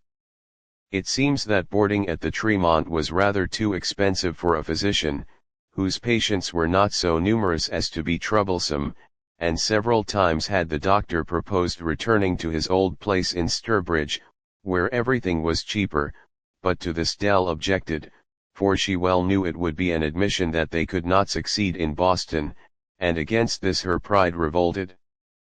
People at home, she reasoned, would never know how matters really were, and as long as she could keep up an appearance of gentility and upper tendium with her former friends, she should do so, preferring, like many others, almost absolute want in the city, to plenty in the country. From this, the reader is not to infer that the doctor was extremely poor, for when he first went to Boston he was worth about $1,500, which, in a country village, with a prudent wife, would have surrounded him with all the comforts of life, besides leaving him with something for that rainy day, about which everybody blessed with a careful grandmother has heard more or less. In the city, of course, it needed a great deal of money to keep up the kind of style upon which Dell insisted, and which, after all, was far from satisfying her. It was so much inferior to the elegance she saw around her, and as check after check of the doctor's little hoard was drawn from the bank to meet their expenses, while but few would get sick, or being so would send for him, his heart sank within him, and without really meaning to do so, he began to wonder when that old grandmother would die. Finding that he could not much longer pay the enormous bills, which were presented to him weekly at the Tremont, he decided at last upon housekeeping, and exercising in this case his own judgment, in spite of the tears, sulks, and remonstrances of his wife, he hired a house in an obscure street, where the rents were much lower than in the more fashionable part of the city. Very neatly he fitted it up, going rather beyond his means, it is true, but depending a great deal upon the fast failing health of Grandmother Barton, to set all things right. Everything was at last arranged, and with that comfortable feeling which other men have experienced in similar circumstances, he took his seat for the first time at his own table, forgetting in his happiness that the smiling, handsome face of the lady opposite, in blue merino morning gown and clean white linen collar, had ever worn any look save that which now sat upon it. Breakfast was hardly over, when the doorbell rang violently and a man appeared telling the doctor that his services were required immediately by the wealthy Mrs. Archer, who lived in an adjoining street, and who owned the entire block in which he lived. Mrs. Archer belonged to that class of people who are always dying, first with one fancied disease and then with another, in the end, however, living much longer than those whose business it is to minister to their wants. Being freakish and whimsical, she seldom employed the same physician longer than a year, but during that time a man with limited wants was sure of a livelihood, for his services were required every day, and the remuneration for the same was so prompt and liberal as to make her patronage much sought after, particularly by new practitioners. Having taken a violent fancy to Dr. Clayton when he bargained with her for the house, she had decided henceforth to employ him, if on trial he proved to be all she wished. The doctor was well aware of her peculiarities, and for several days past had indulged a faint hope that she might favor him with a call. This she had now done, and very eagerly he prepared to visit her. As he reached his gates he was met by a boy who brought a telegraphic dispatch from Wilbraham, saying that Grandma Barton was dead. Yes, the old lady was gone, and Dell was undoubtedly the heiress of $10,000 at least, and probably more, for her grandmother bore the reputation of being miserly, and rumor said that twice 10,000 was nearer the actual sum of her possessions. To ascertain the truth as soon as possible was the doctor's great desire, and as the next train bound for the east started in about 2 hours, he decided to go at once, though the funeral was not to take place for 2 or 3 days. Suddenly Mrs. Archer's message occurred to him, but matters were now changed. He was a rich man, and as such Mrs. Archer's patronage was not of vital importance. Still it would hardly do to slight her, and rather unwillingly he bent his steps towards her dwelling. When there he appeared so abrupt and absent-minded, telling her there was nothing whatever the matter with her as he could see, that the good lady was wholly disgusted, and the moment he was gone, she dispatched the servant for another physician, who, possessing more tact, and not having recently come into the possession of a fortune, told her with a grave, concerned look, that he never saw anything like her case. It really baffled his skill, though he thought he could cure her, and it would give him pleasure to try. Of course he was employed, and just as Dr. Clayton and Dell were stepping into the omnibus, which took them to the depot, a note was handed to the former, saying his services were no longer needed by Mrs. Archer. Without giving it a thought, the doctor crushed the note into his pocket, and then springing into the carriage, took his seat by Dell, to whom he was unusually attentive, for she had risen in his estimation full $10,000 worth, and what man, for that sum of money, would not occasionally endure a cross look, or a peevish word?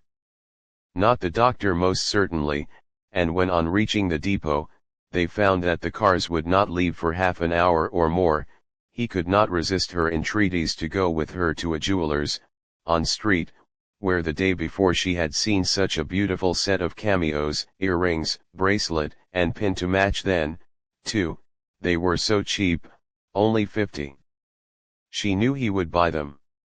'Twas in vain for him to say that he had not $50, for she replied, that he could take it from the bank and replace it when she got her fortune, adding, "I'll give you 100 in place of it, so gratify me this once, that's a dear, good man."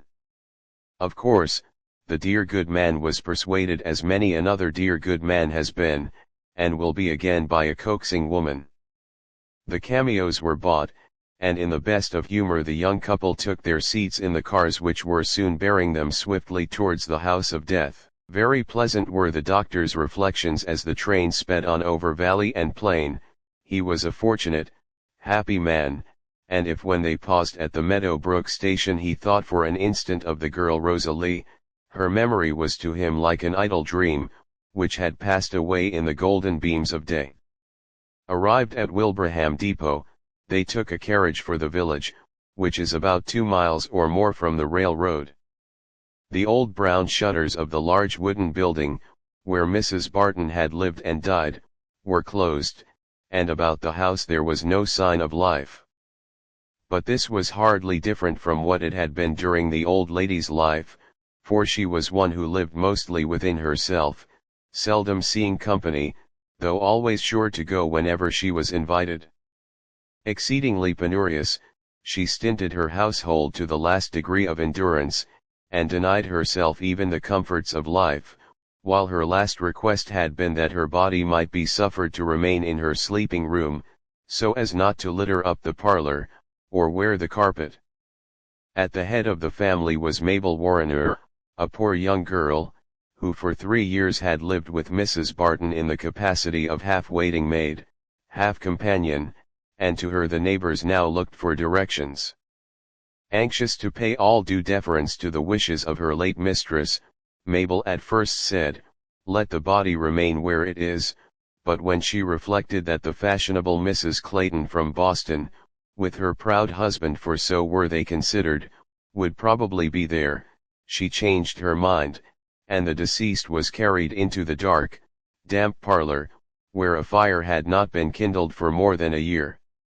The same was also true of the chamber above, which was designed for the doctor and his lady, the latter of whom shivered as she entered it, rather haughtily bidding Mabel, who accompanied her, to make a fire there as soon as possible, for she was not accustomed to cold rooms, and should freeze to death. Very meekly Mabel complied, not only with this requisition, but with 50 others from the same source, for Dell, thinking she was now mistress of the house, took upon herself many airs, ordering this, that, and the other, until the neighbors, quite disgusted, left poor Mabel alone, with the exception of the deaf old woman, who ruled in the kitchen as cook. The morning following the arrival of the doctor, Captain Thompson, wife, and son came out from Sturbridge to attend the funeral, for though they were in no way connected with Mrs. Barton, they knew her well, and wished to pay her this last tribute of respect. Then, too, Mrs. Thompson was very desirous of seeing Dell, who was now an heiress, and as such entitled to attention. Long they talked together concerning the future, Dell telling how she meant to fix up the old rookery for a summer residence, and inviting her sister-in-law to spend as much time with her as she possibly could. The cameos were next duly inspected, admired, tried on, and then the two went down to the room below, and turning back the thin muslin which shaded the face of the dead, gazed upon the pinched, stony features which seemed so much to reproach them for their cold-hearted selfishness, in thus planning ways and means by which to spend her hoarded wealth even before she was buried from their sight. That afternoon there was heard a tolling bell, and a long procession moved slowly to the churchyard, where the words ashes to ashes, dust to dust, and the sound of the hard frozen earth, rattling upon the coffin lid, broke the solemn stillness, but disturbed not the rest of those, who, henceforth, would be the fellow sleepers of her now committed to the grave.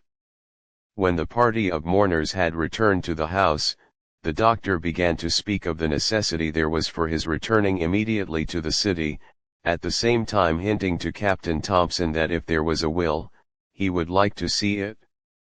Mabel Warriner, who was supposed to know more than anyone else concerning Mrs. Barton's affairs, was called in and questioned, she replying that her mistress, one day, about 2 weeks before her death, had said to her that if, after her death, an inquiry should be made concerning her will, it could be found in the private drawer of her secretary, where was also a letter for Mrs. Clayton. Both of these were brought out, and with her handkerchief over her eyes, Dell listened while Captain Thompson read aloud the astounding fact that the entire possessions of Mrs. Barton, amounting to 15,000, were given to Mabel Warriner, who, having had no suspicion whatever of the fortune in store for her, fainted away, and was borne from the room, as was also Dell, while the doctor, it was confidently asserted, went out behind the woodshed and actually vomited, so great was his disappointment.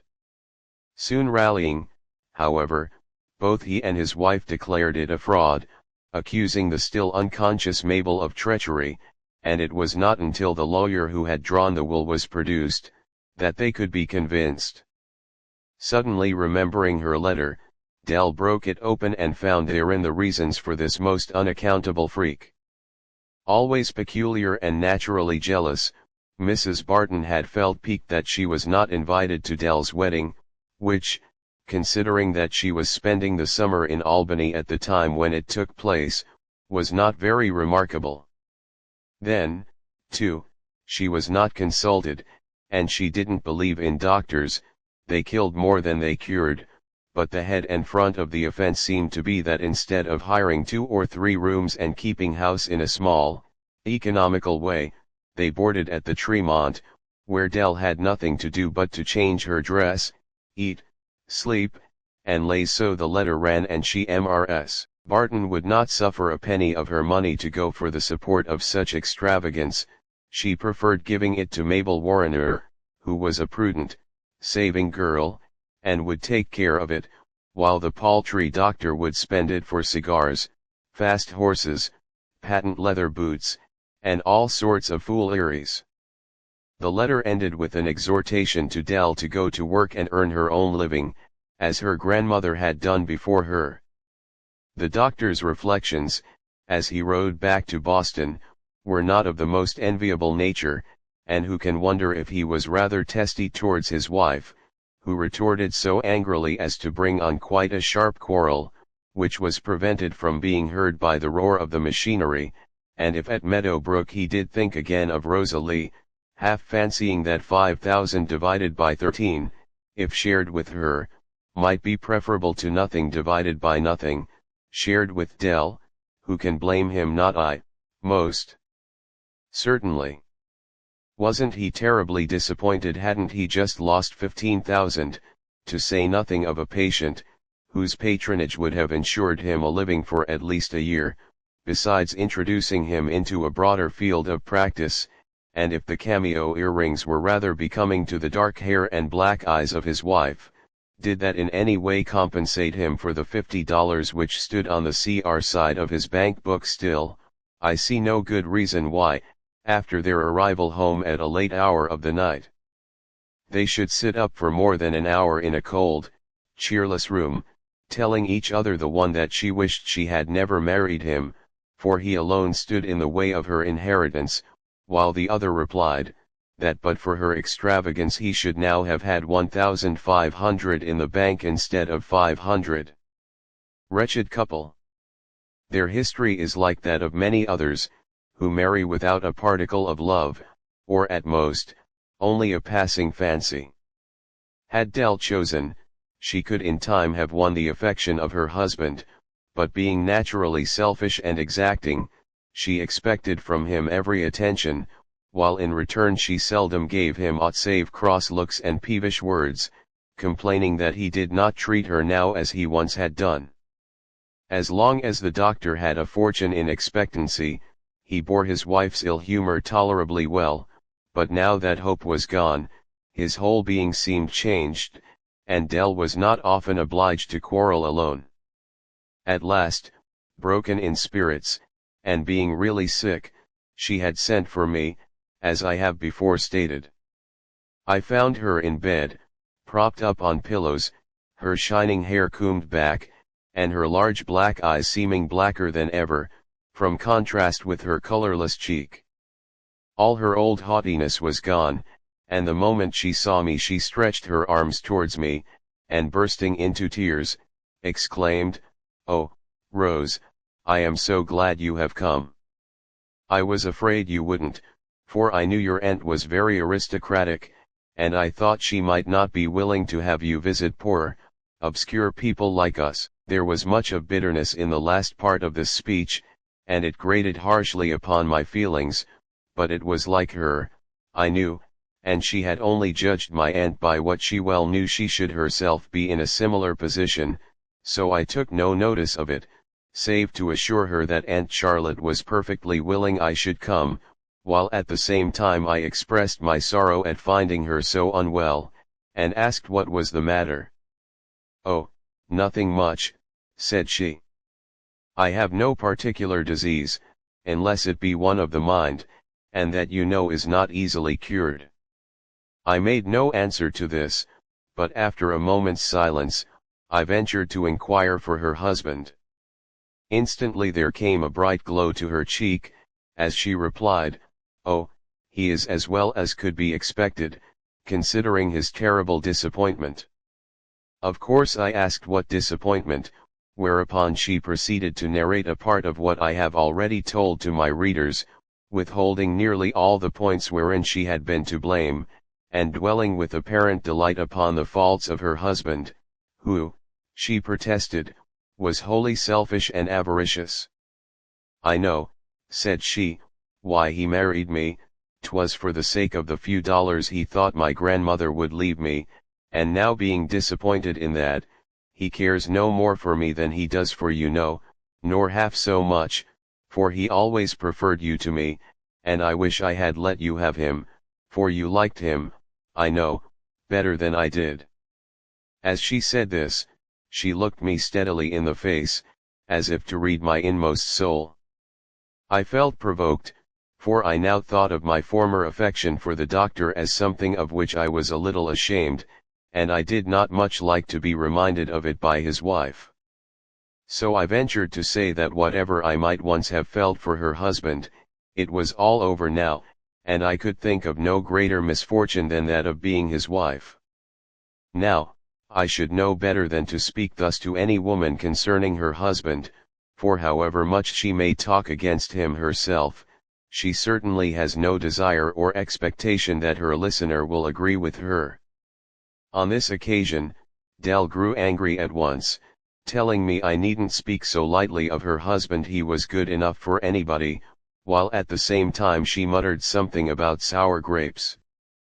I was taken quite aback, and remained silent, until she at last said, laughingly, "I don't wish to quarrel with you, Rose. Pardon any ill humor I may have manifested. I get nervous and fidgety staying here alone so much." "Is not the doctor with you sometimes?" I inquired. "Oh, yes, once in a great while," said she, "but he can bear the atmosphere of any other sick room better than mine. So he's off hunting up patients, I suppose. I tell him he gets his living that way, and a poor living it bids fair to be. Between you and me, Rose," she continued, growing excited, "he is shiftless, if you know what that means, and we are worth today just as much as we ever shall be." I felt that she wronged him, and told her so, at the same time enumerating his many good qualities, while she listened, evidently better pleased than when I had spoken lightly of him.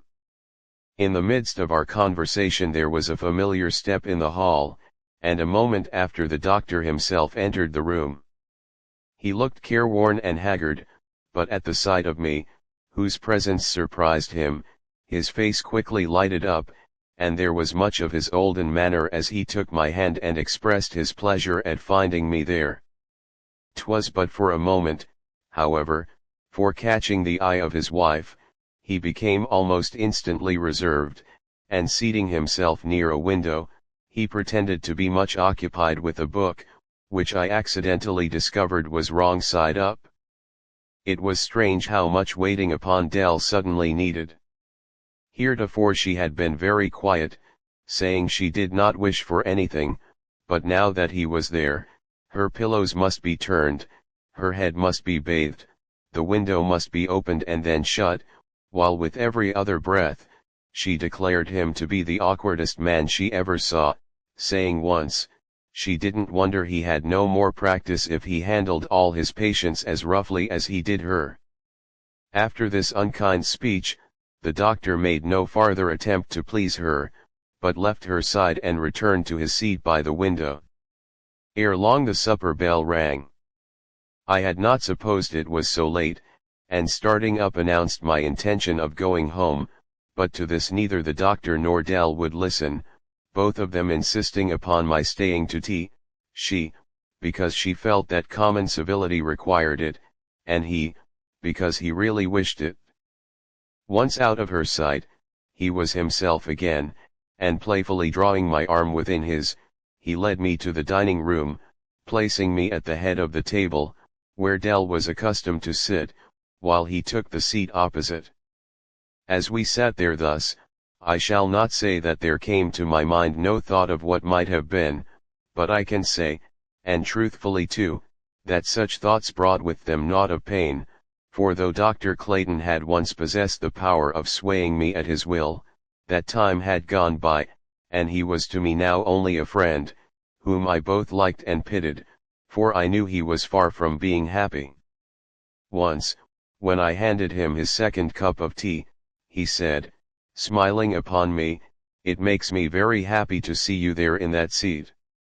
I made no answer, and, as if thinking he had said what he ought not, he immediately changed the conversation, and began to question me of my studies, etc., asking me among other things, if I went to dancing school.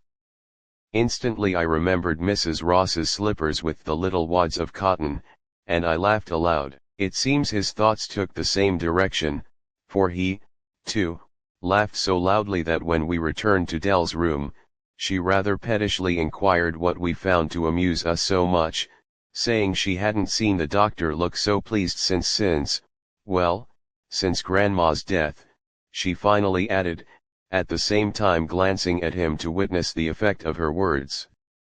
He turned very white about the mouth, and I am quite certain I heard the word thunder. At all events, his eyes flashed angrily upon the provoking woman, who again inquired at what we were laughing. When I told her, she too laughed, saying, "Oh, yes, I remember it well, and have sometimes thought that I owe my present position to that awkward misstep of yours." "I am very glad I fell, then," said I, rather impatiently, while I threw on my hood and shawl, preparatory to going home. "Hadn't you better call an omnibus for her?" asked Dell of her husband, who was putting on his overshoes. "I am going round with her myself," he answered.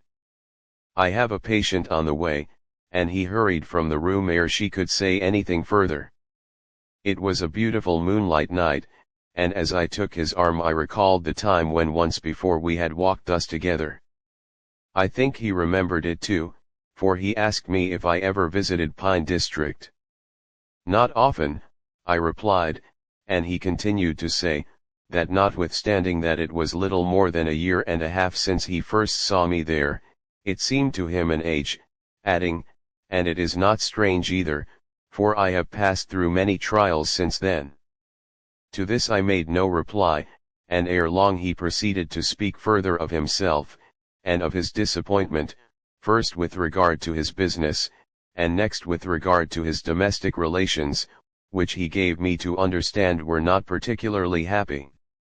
Very delicately and carefully he handled the latter subject, speaking not one half so harshly of Dell as she had spoken of him. Still I felt that he had no right thus to speak to me, and so I told him. "I know it, Rose," he returned. "I know it all, but for this once you must hear me, and I will never trouble you again. I committed a great error in marrying one, while my heart belonged to another. Stay," he continued, as I was about to interrupt him. "You must hear me out. It is not of my love for that other that I would speak, but, Rose, I would know how far I have wronged you. Did you love me, and had I asked you to share my home, when at a suitable age, would you have done so?" He was very pale, and the arm on which my hand was resting, trembled violently, but grew still when he heard my answer, which was, "I did love you, but 'twas a childish love and quickly passed away. And were you now free as you once were, I could be to you nothing save a friend." There was a mixture of disappointment and pleasure on his face, but he replied, "I am glad that it is so, and shall now feel happier, for the hardest part of all was the though that possibly you, too, might suffer." "Not at all," I answered, adding, "it would be foolish to break my heart for one man, when there are so many in the world." This I said with bitterness, for I remembered the time when I had wept in the shadowy woods of Meadow Brook, and if for a moment I experienced a feeling of satisfaction in knowing that what I suffered then, he was suffering now, I can only plead woman's nature as an apology. 'Twas but for a moment, however, and then, casting off all such feelings, I spoke to him kindly of his wife, telling him he could be happy with her if he tried, and that if he were not, it was probably as much his fault as hers. Brighter days, too, would come, I said, when his practice would not be limited to 3 patients, one of whom was too poor to pay, and another was already convalescent, while the third was in the last stages of her disease, and would need his services but a few days longer. "You are my good angel, Rose," said he, when at last we reached my uncle's door, "and your words inspire me with courage. Come and see us often, for the sight of you does me good, and God knows how much I stand in need of sympathy. Farewell. He pressed my hand, and hastily raising it to his lips, turned away, dreading, as I well knew, a return to the sick room, where naught would greet him save reproachful complaints, and where the dark eyes, which had first won his admiration, would flash angrily upon him. In the hall, I stood for a time, pondering in my mind some way by which I could assist him, and I even thought of feigning sickness myself for the sake of adding another patient to his list. But this, I knew, he would easily detect, and possibly he might misconstrue my motive for so doing, and this project was abandoned, and I entered the parlor in quest of my aunt, who, I learned from one of the servants, was in her own room, suffering from a severe headache. She had taken a violent cold, which, by the next morning, had developed itself into a species of influenza, at that time prevailing in the city. Added to this was a general debility and prostration of the nerves, brought on by her recent trouble and anxiety concerning Herbert.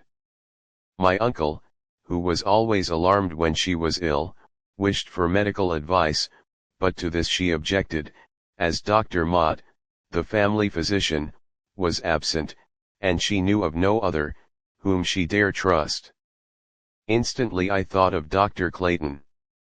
If she could be prevailed upon to employ him, I knew she would like him, for I could testify to his extreme kindness in a sick room, and good nursing was what she most needed. When I suggested that he should be called, she at first refused, but before night, being much worse, she consented, and never had I experienced a moment of greater happiness than when I hastened to the kitchen with a message for John, who was to go immediately for Dr. Clayton. Then taking my uncle aside, I explained to him the straitened circumstances of the young physician, hinting to him that prompt remuneration for his services would undoubtedly be acceptable. Yes, yes, I understand, said he, you want me to pay him today. Here we were interrupted by the ringing of the doorbell. Dr. Clayton had come, and the result was as I had hoped. My aunt was greatly pleased he was so kind and gentle, humoring all her fancies, and evincing withal so much judgment and skill that she felt confidence in his abilities, and when he was gone, expressed herself as preferring him even to Dr. Mott, who, she said, was getting old and cross. As he was leaving the house, my uncle placed in his hand a $5 bill, whereupon the doctor turned very red, and asked if he were not expected to call again. Certainly, certainly, said my uncle, who, manlike, hadn't the least bit of tact, keep coming until Charlotte is well. I only paid you for this call to please Rosa. Instead of the displeased, mortified look, which I expected to see on the doctor's face, there was an expression of deep gratitude, as he turned his eyes towards me, and I thought there was a moisture in them, which surprised me, for I did not then know how much that $5 was needed, it being the exact amount requisite for the payment of the girl, who refused to remain with them another day unless her wages were forthcoming. To such straits are people, apparently in easy circumstances, sometimes reduced. For more than a week my aunt was confined to her room, while the doctor came regularly, always staying a long time, and by his delicate attentions winning golden laurels from his patient, who was far better pleased with him than with the fussy old man, who, being always in a hurry, only stopped for a moment, while he looked at her tongue, felt her pulse, and recommended blistering and bleeding, with a dose of calomel, neither of which Dr. Clayton believed to be a saving ordinance, and indispensable to the comfort and recovery of his patients. By this, I do not mean anything derogatory to the good old custom of tormenting folks to death before their time, but having a faint remembrance of certain blisters, which, together with cabbage leaves and the tall old rags, once kept me in a state of torture for nearly a week, to say nothing of the sore mouth, the loose teeth, and the tightly bandaged arm. I cannot help experiencing a kind of nervous tremor at the very mention of said prescriptions. Dr. Clayton's attendance upon my aunt was a great benefit to him, as, through its means, he became known to several of the higher circle, who began to employ him, so that by the last of May, the time when I left Boston for Meadow Brook, he had quite a large practice. For some reason or other, Mrs. Archer, too, sent for him again, and as he had now no $10,000 in prospect, he succeeded in pleasing the whimsical lady, thereby securing her patronage for a year at least. Here, for a time, I leave him, while I go back to the dear old home at Meadow Brook, over which a shadow, dark and heavy, was brooding. Chapter 15. The Old Homestead. Meadow Brook Station. "Stop 5 minutes for refreshments," shouted the conductor, and alighting from the noisy, crowded cars, I stood once more in my own native town, gazing with a feeling of delight upon the sunny hills, dotted over with the old-fashioned gable-roofed houses, and upon the green, grassy meadow, through which rolled the blue waters of the Chicopee. I had not stood thus long, when a broad hand was laid upon my shoulder, and the next instant my arms were around the neck of my father, who, I thought, had changed much since last I saw him, for his face was thin and pale, while threads of silver were scattered through his soft brown hair. It was the loss of Anna, I fancied, and when we at last were seated in the buggy, and on our way home, I hastened to speak of her, and to tell him of the favorable report we heard of Herbert. But naught which I said seemed to rouse him, and at last I, too, fell into the same thoughtful mood, in which even old Sorrel shared, for he moved with his head down, scarcely once leaving the slow, measured walk he had first assumed. When, at last, we reached the hilltop, from which could be seen the homestead, with its maple trees in front, and long row of apple trees, now in full bloom, in the rear, I started up, exclaiming, "Home, sweet home!" It never looked half so beautiful to me before. In a moment, however, I checked myself, for my father groaned aloud, while his face grew whiter than before. "What is it, father?" I asked. "Are they sick or dead?"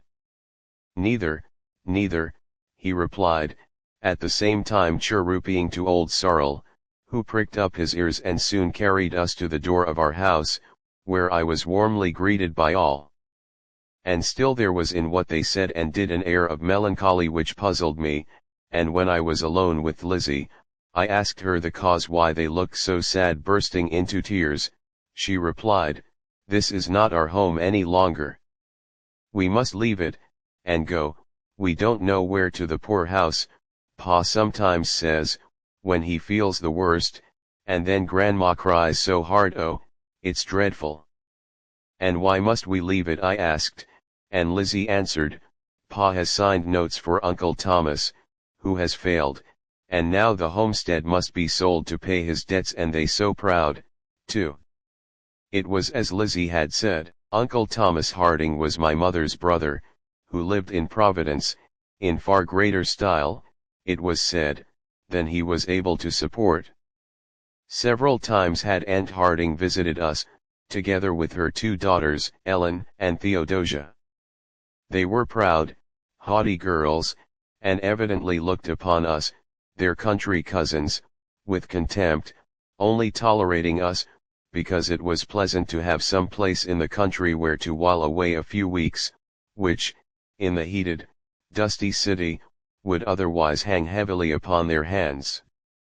On such occasions, they made themselves perfectly at home, and somehow or other managed to have my mother feel that she was really indebted to them for the honor they conferred upon her, by calling her auntie, by appropriating to themselves the greater portion of the house, by skimming the cream from the pans of milk, by eating up the pie she had saved for us children when we came hungry and cross from school, and by keeping old sorrel constantly in the harness, or under the saddle.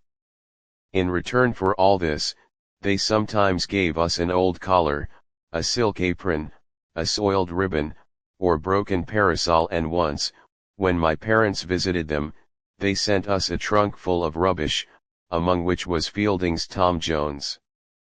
This my grandmother cautiously took from the trunk with the tongs and threw into the fire, thereby creating in me so great a desire for a knowledge of its contents, that, on the first occasion which presented itself, I gratified my curiosity, feeling when I had done so, that my grandmother was right in disposing of the volume as she did. Dear old lady! Her aversion to everything savoring of fiction was remarkable, and when not long since a certain medium informed me that she, my grandmother, was greatly distressed to learn that I had so far degenerated as to be writing a book, I thought seriously of giving up my project at once, and should probably have done so, had not another medium of still greater power than the first received a communication, stating that, after due reflection, my grandmother had concluded that I might continue the story called Meadow Brook, provided I showed off my Aunt Harding and her two daughters in their true character.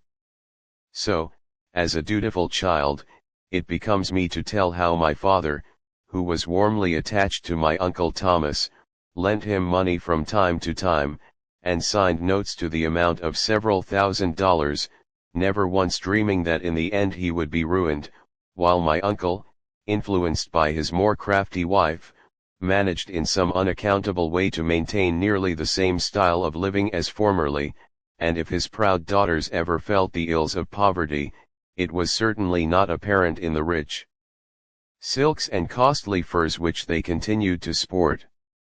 It was a terrible blow to us all, but upon no one did it fall so heavily as upon my father, crushing him to the earth, and rendering him nearly as powerless as is the giant oak when torn from its parent bed by the wrathful storm. The old homestead was endeared to him by 1,000 hallowed associations.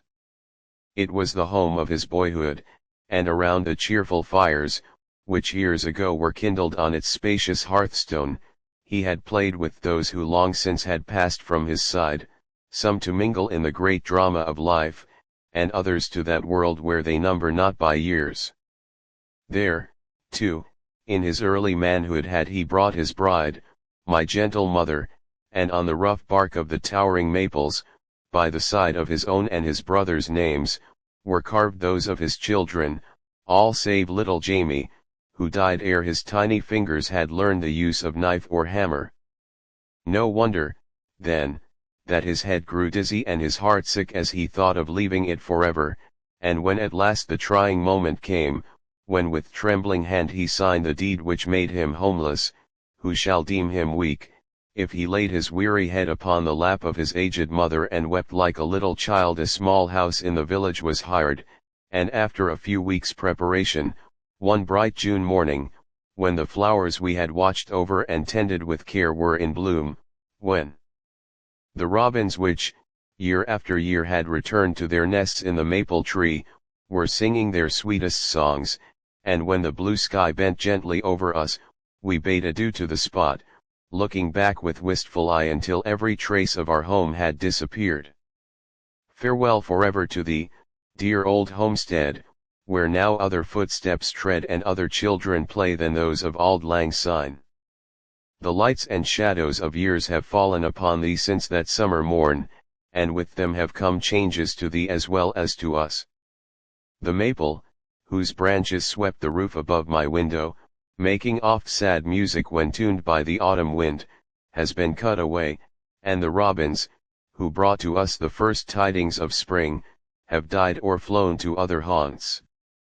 The moss-covered bucket which hung in the well has been removed, the curb, whose edges were worn by childish hands, is gone, while in place of the violets and daisies which once blossomed on the grassy lawn, the thistle and the burdock now are growing, and the white rosebush by the door, from whence they plucked the buds which strewed the coffin bed of our baby brother, is dead. Weeds choke the garden walks, and the moss grows green and damp on the old stone wall. Even the brook which ran so merrily past our door has been stopped in its course, and its sparkling waters, bereft of freedom, now turn the wheel of a huge sawmill, with a low and sullen roar.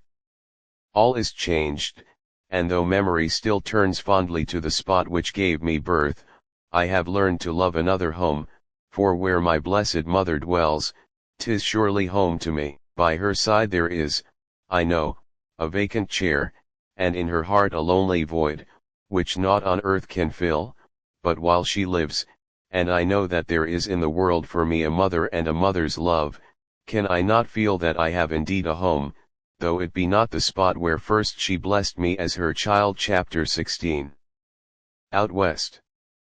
What a train of conflicting ideas do those two words oftentimes awaken, bringing up visions of log cabins, ladder stairs, wooden latches, fried hominy and maple sugar, to say nothing of the hobgoblins in the shape of bears, rattlesnakes, wolves, and folks who don't know anything, the latter being universally considered the staple production of every place bearing the name of Out West. Even western New York, with her hundreds of large and flourishing villages, her well-cultivated farms, her numerous schools, her educated, intelligent people, and her vast wealth, is looked upon with distrust by some of her eastern neighbors, because, forsooth, her boundaries lie farther towards the setting sun, and because she once bore the title of Way Out West in the Genesee.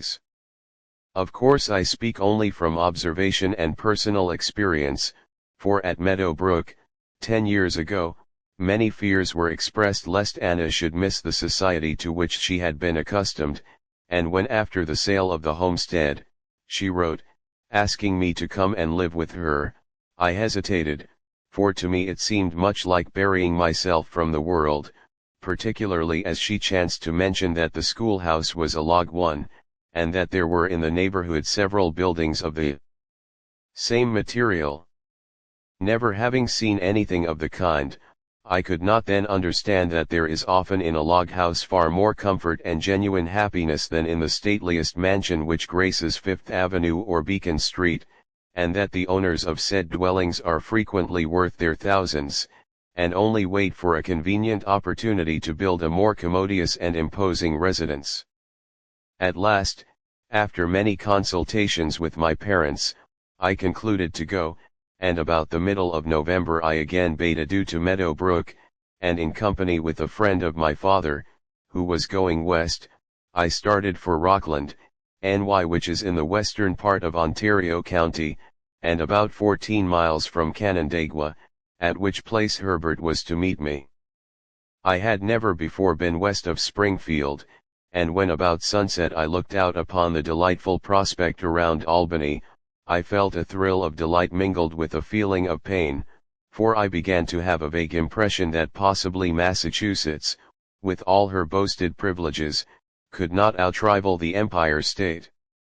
It was dark, and the night lamps were already lighted when we entered the cars at Albany, for we were to ride all night. In front of us was an unoccupied seat, which I turned towards me for the better accommodation of my bandbox, which contained my new bonnet, and I was about settling myself for a nap, when a gentleman and lady came in, the latter of whom stopping near us, said, "Here, Richard, is a vacant seat." These folks can't of course expect to monopolize two.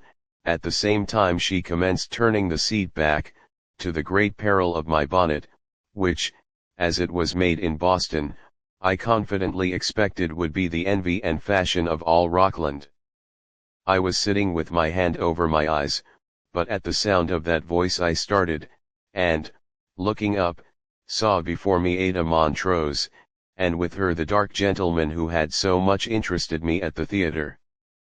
Instantly throwing my veil over my face, for I had no wish to be recognized, I watched him with a feeling akin to jealousy, while he attended to the comfort of his companion, who demeaned herself towards him much as she had done towards Herbert Langley. All thoughts of sleep had left me, and throughout the entire night I was awake, speculating upon the probable relation in which he stood to her, and once when it suddenly occurred to me that possibly they were married, the tears actually started to my eyes. As the hours sped on, he said to her a few low-spoken words, whereupon she laid her head upon his shoulder, as if that were its natural resting place, while he threw his arm around her, bidding her sleep if she could.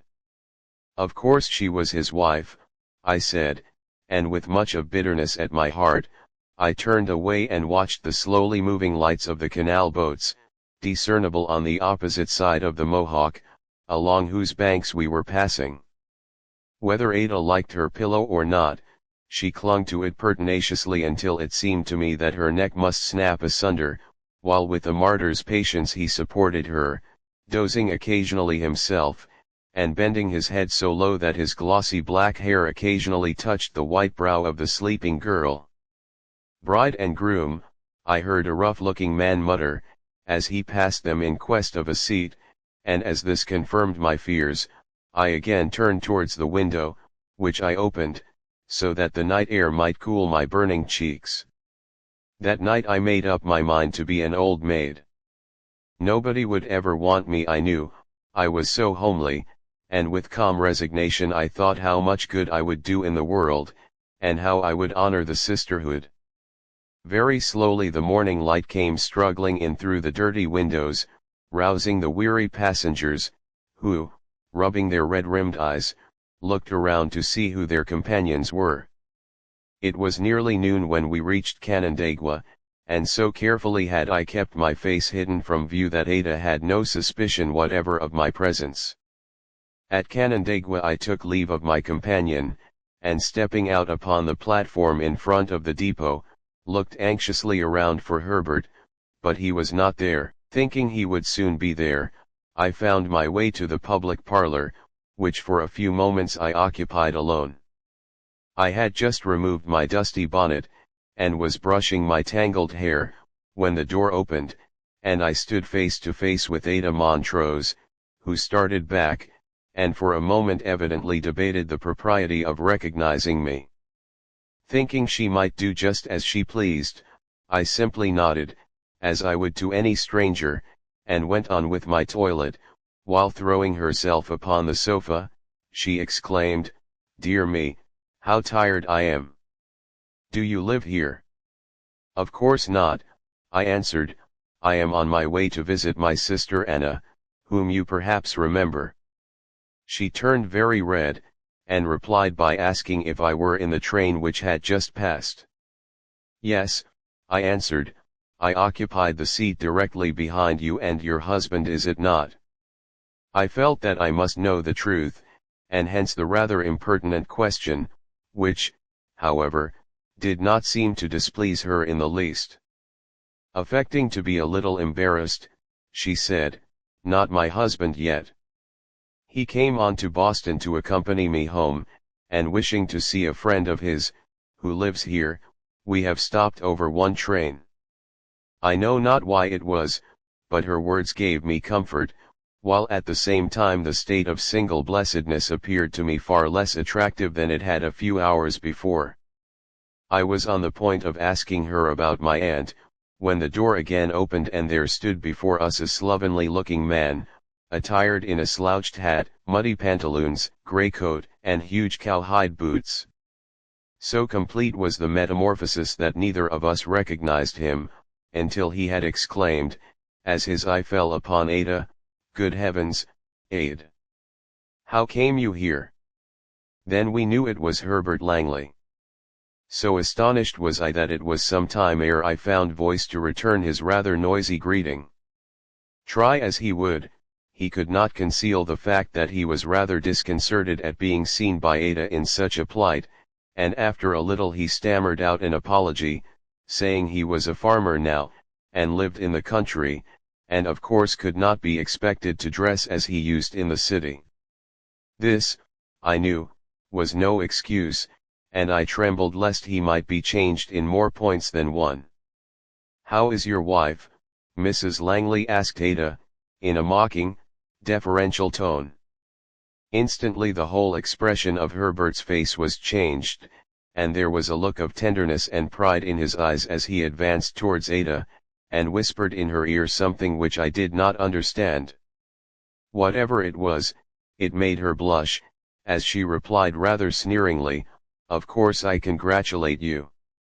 It has always been my misfortune to be rather stupid in some matters, and I had not the least idea what either of them meant, or why Herbert was to be congratulated. Possibly I might have asked an explanation, but just then the town clock struck the hour of 1, and turning towards me, he said it was time we were on our way, for the fall rains had made the roads almost impassable, and he was afraid we should not reach home before dark. So put on your things quick," he added. "The carriage is all ready." This last he said laughingly, for the carriage proved to be a long lumber wagon, such as is seldom found in Massachusetts, or at least, I had never seen one like it before, and it became a serious question in my mind as to how I was expected to enter it, there being no possible way of doing so, save by climbing over the wheels which were reeking with mud. Herbert seemed to enjoy my embarrassment, for he asked me if I didn't think I could step from the ground into the box. A distance of several feet. I was soon relieved from my difficulty by the porter, who placed before me some wooden steps, on which I mounted safely, and seated myself in the large armchair, which, with its warm buffalo robes, was really more comfortable than the old-fashioned one-horse wagons of New England, though I did not think so then, and when the spirited horses, at a crack from Herbert's whip, sprang forward, while I, losing my balance, pitched over backward, I began to cry, wishing in my heart that I was back in Meadow Brook. It was a cold, raw, autumnal day. The roads, as Herbert had said, but where is the young mother who thinks her firstborn baby homely though his nose be flat his fo? Heretofore she had been very quiet, saying she did not wish for anything, but now that he was there, her pillows must be turned, her head must be bathed, the window must be opened and then shut, while with every other breath, she declared him to be the awkwardest man she ever saw, saying once, she didn't wonder he had no more practice if he handled all his patients as roughly as he did her. After this unkind speech, the doctor made no farther attempt to please her, but left her side and returned to his seat by the window. Ere long the supper bell rang. I had not supposed it was so late, and starting up announced my intention of going home, but to this neither the doctor nor Dell would listen, both of them insisting upon my staying to tea, she, because she felt that common civility required it, and he, because he really wished it. Once out of her sight, he was himself again, and playfully drawing my arm within his, he led me to the dining room, placing me at the head of the table, where Dell was accustomed to sit, while he took the seat opposite. As we sat there thus, I shall not say that there came to my mind no thought of what might have been, but I can say, and truthfully too, that such thoughts brought with them naught of pain, for though Dr. Clayton had once possessed the power of swaying me at his will, that time had gone by, and he was to me now only a friend, whom I both liked and pitied, for I knew he was far from being happy. Once, when I handed him his second cup of tea, he said, smiling upon me, "It makes me very happy to see you there in that seat." I made no answer, and, as if thinking he had said what he ought not, he immediately changed the conversation, and began to question me of my studies, etc., asking me among other things, if I went to dancing school. Instantly I remembered Mrs. Ross's slippers with the little wads of cotton, and I laughed aloud. It seems his thoughts took the same direction, for he, too, laughed so loudly that when we returned to Dell's room, she rather pettishly inquired what we found to amuse us so much, saying she hadn't seen the doctor look so pleased since Grandma's death, she finally added, at the same time glancing at him to witness the effect of her words. He turned very white about the mouth, and I am quite certain I heard the word thunder. At all events, his eyes flashed angrily upon the provoking woman, who again inquired at what we were laughing. When I told her, she too laughed, saying, "Oh, yes, I remember it well, and have sometimes thought that I owe my present position to that awkward misstep of yours." "I am very glad I fell, then," said I, rather impatiently, while I threw on my hood and shawl, preparatory to going home. "Hadn't you better call an omnibus for her?" asked Dell of her husband, who was putting on his overshoes. "I am going round with her myself," he answered.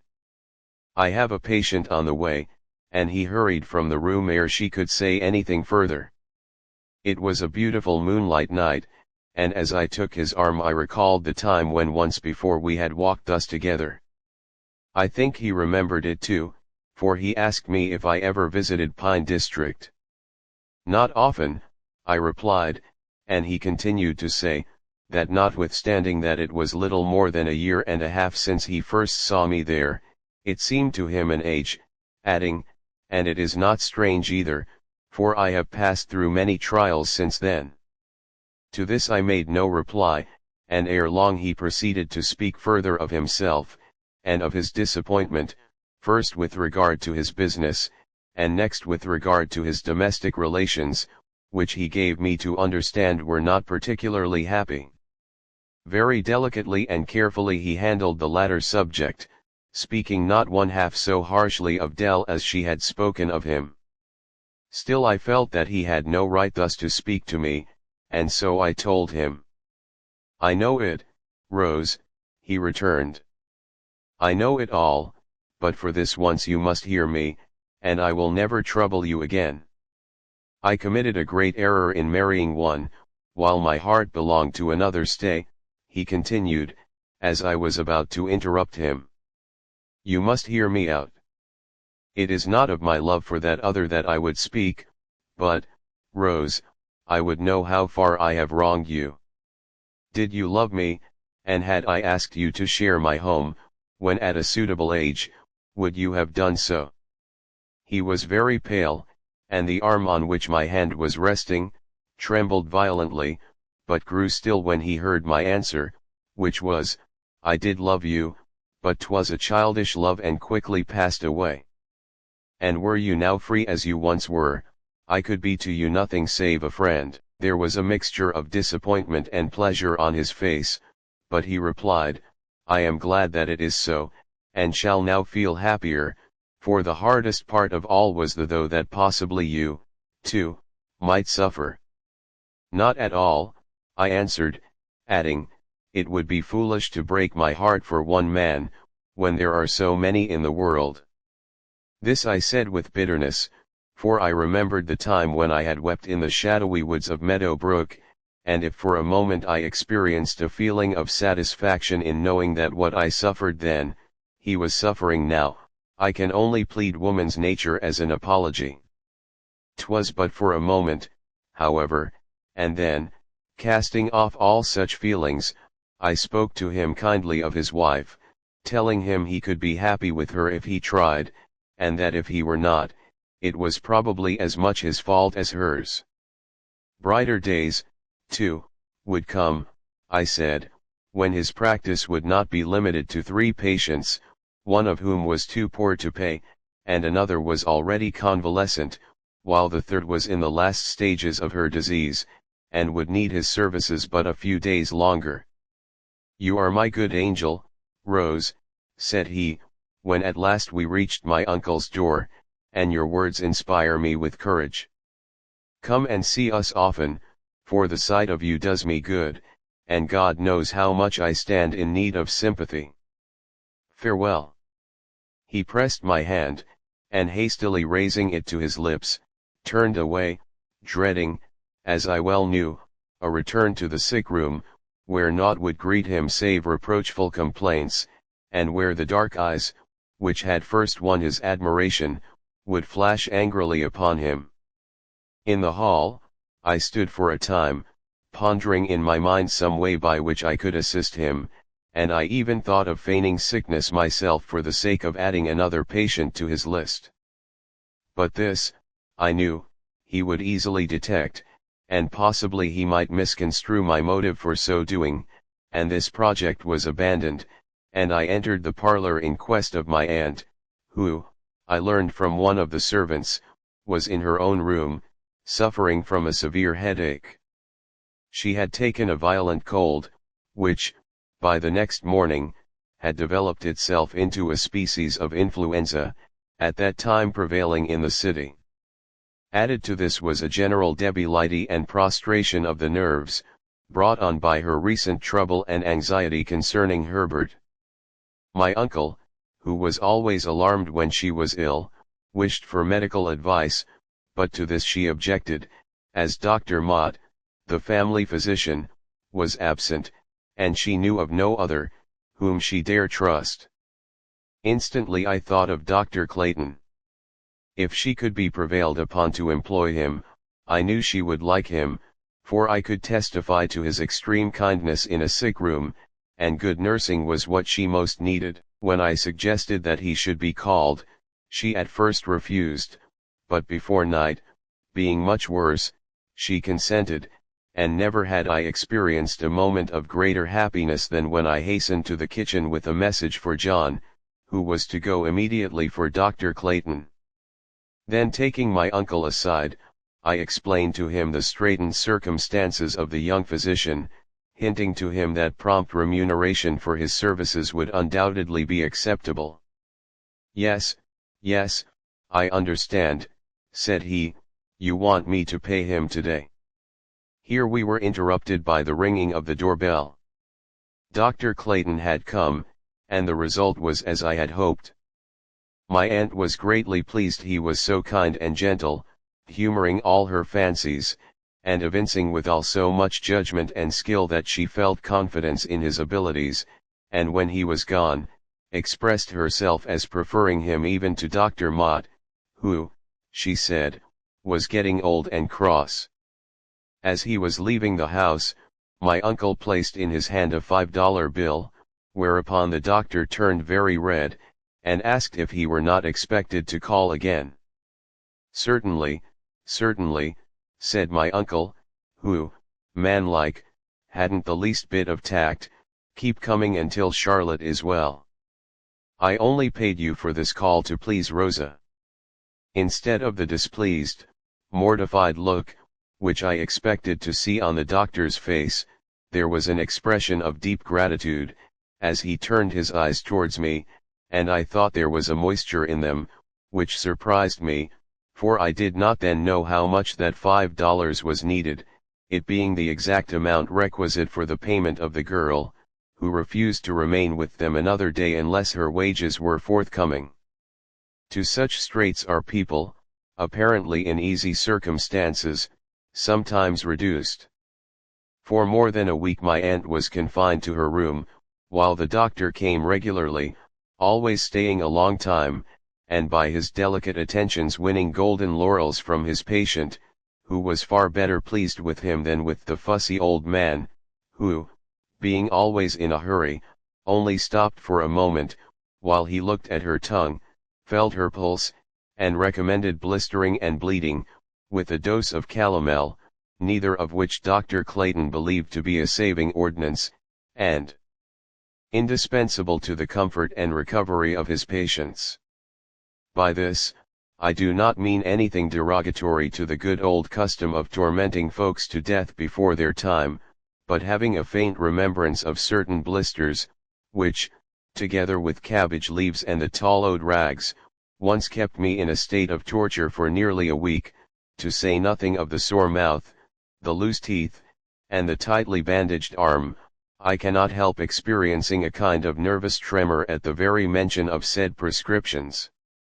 Dr. Clayton's attendance upon my aunt was a great benefit to him, as, through its means, he became known to several of the higher circle, who began to employ him, so that by the last of May, the time when I left Boston for Meadow Brook, he had quite a large practice. For some reason or other, Mrs. Archer, too, sent for him again, and as he had now no $10,000 in prospect, he succeeded in pleasing the whimsical lady, thereby securing her patronage for a year at least. Here, for a time, I leave him, while I go back to the dear old home at Meadow Brook, over which a shadow, dark and heavy, was brooding. Chapter 15. The Old Homestead. Meadow Brook Station.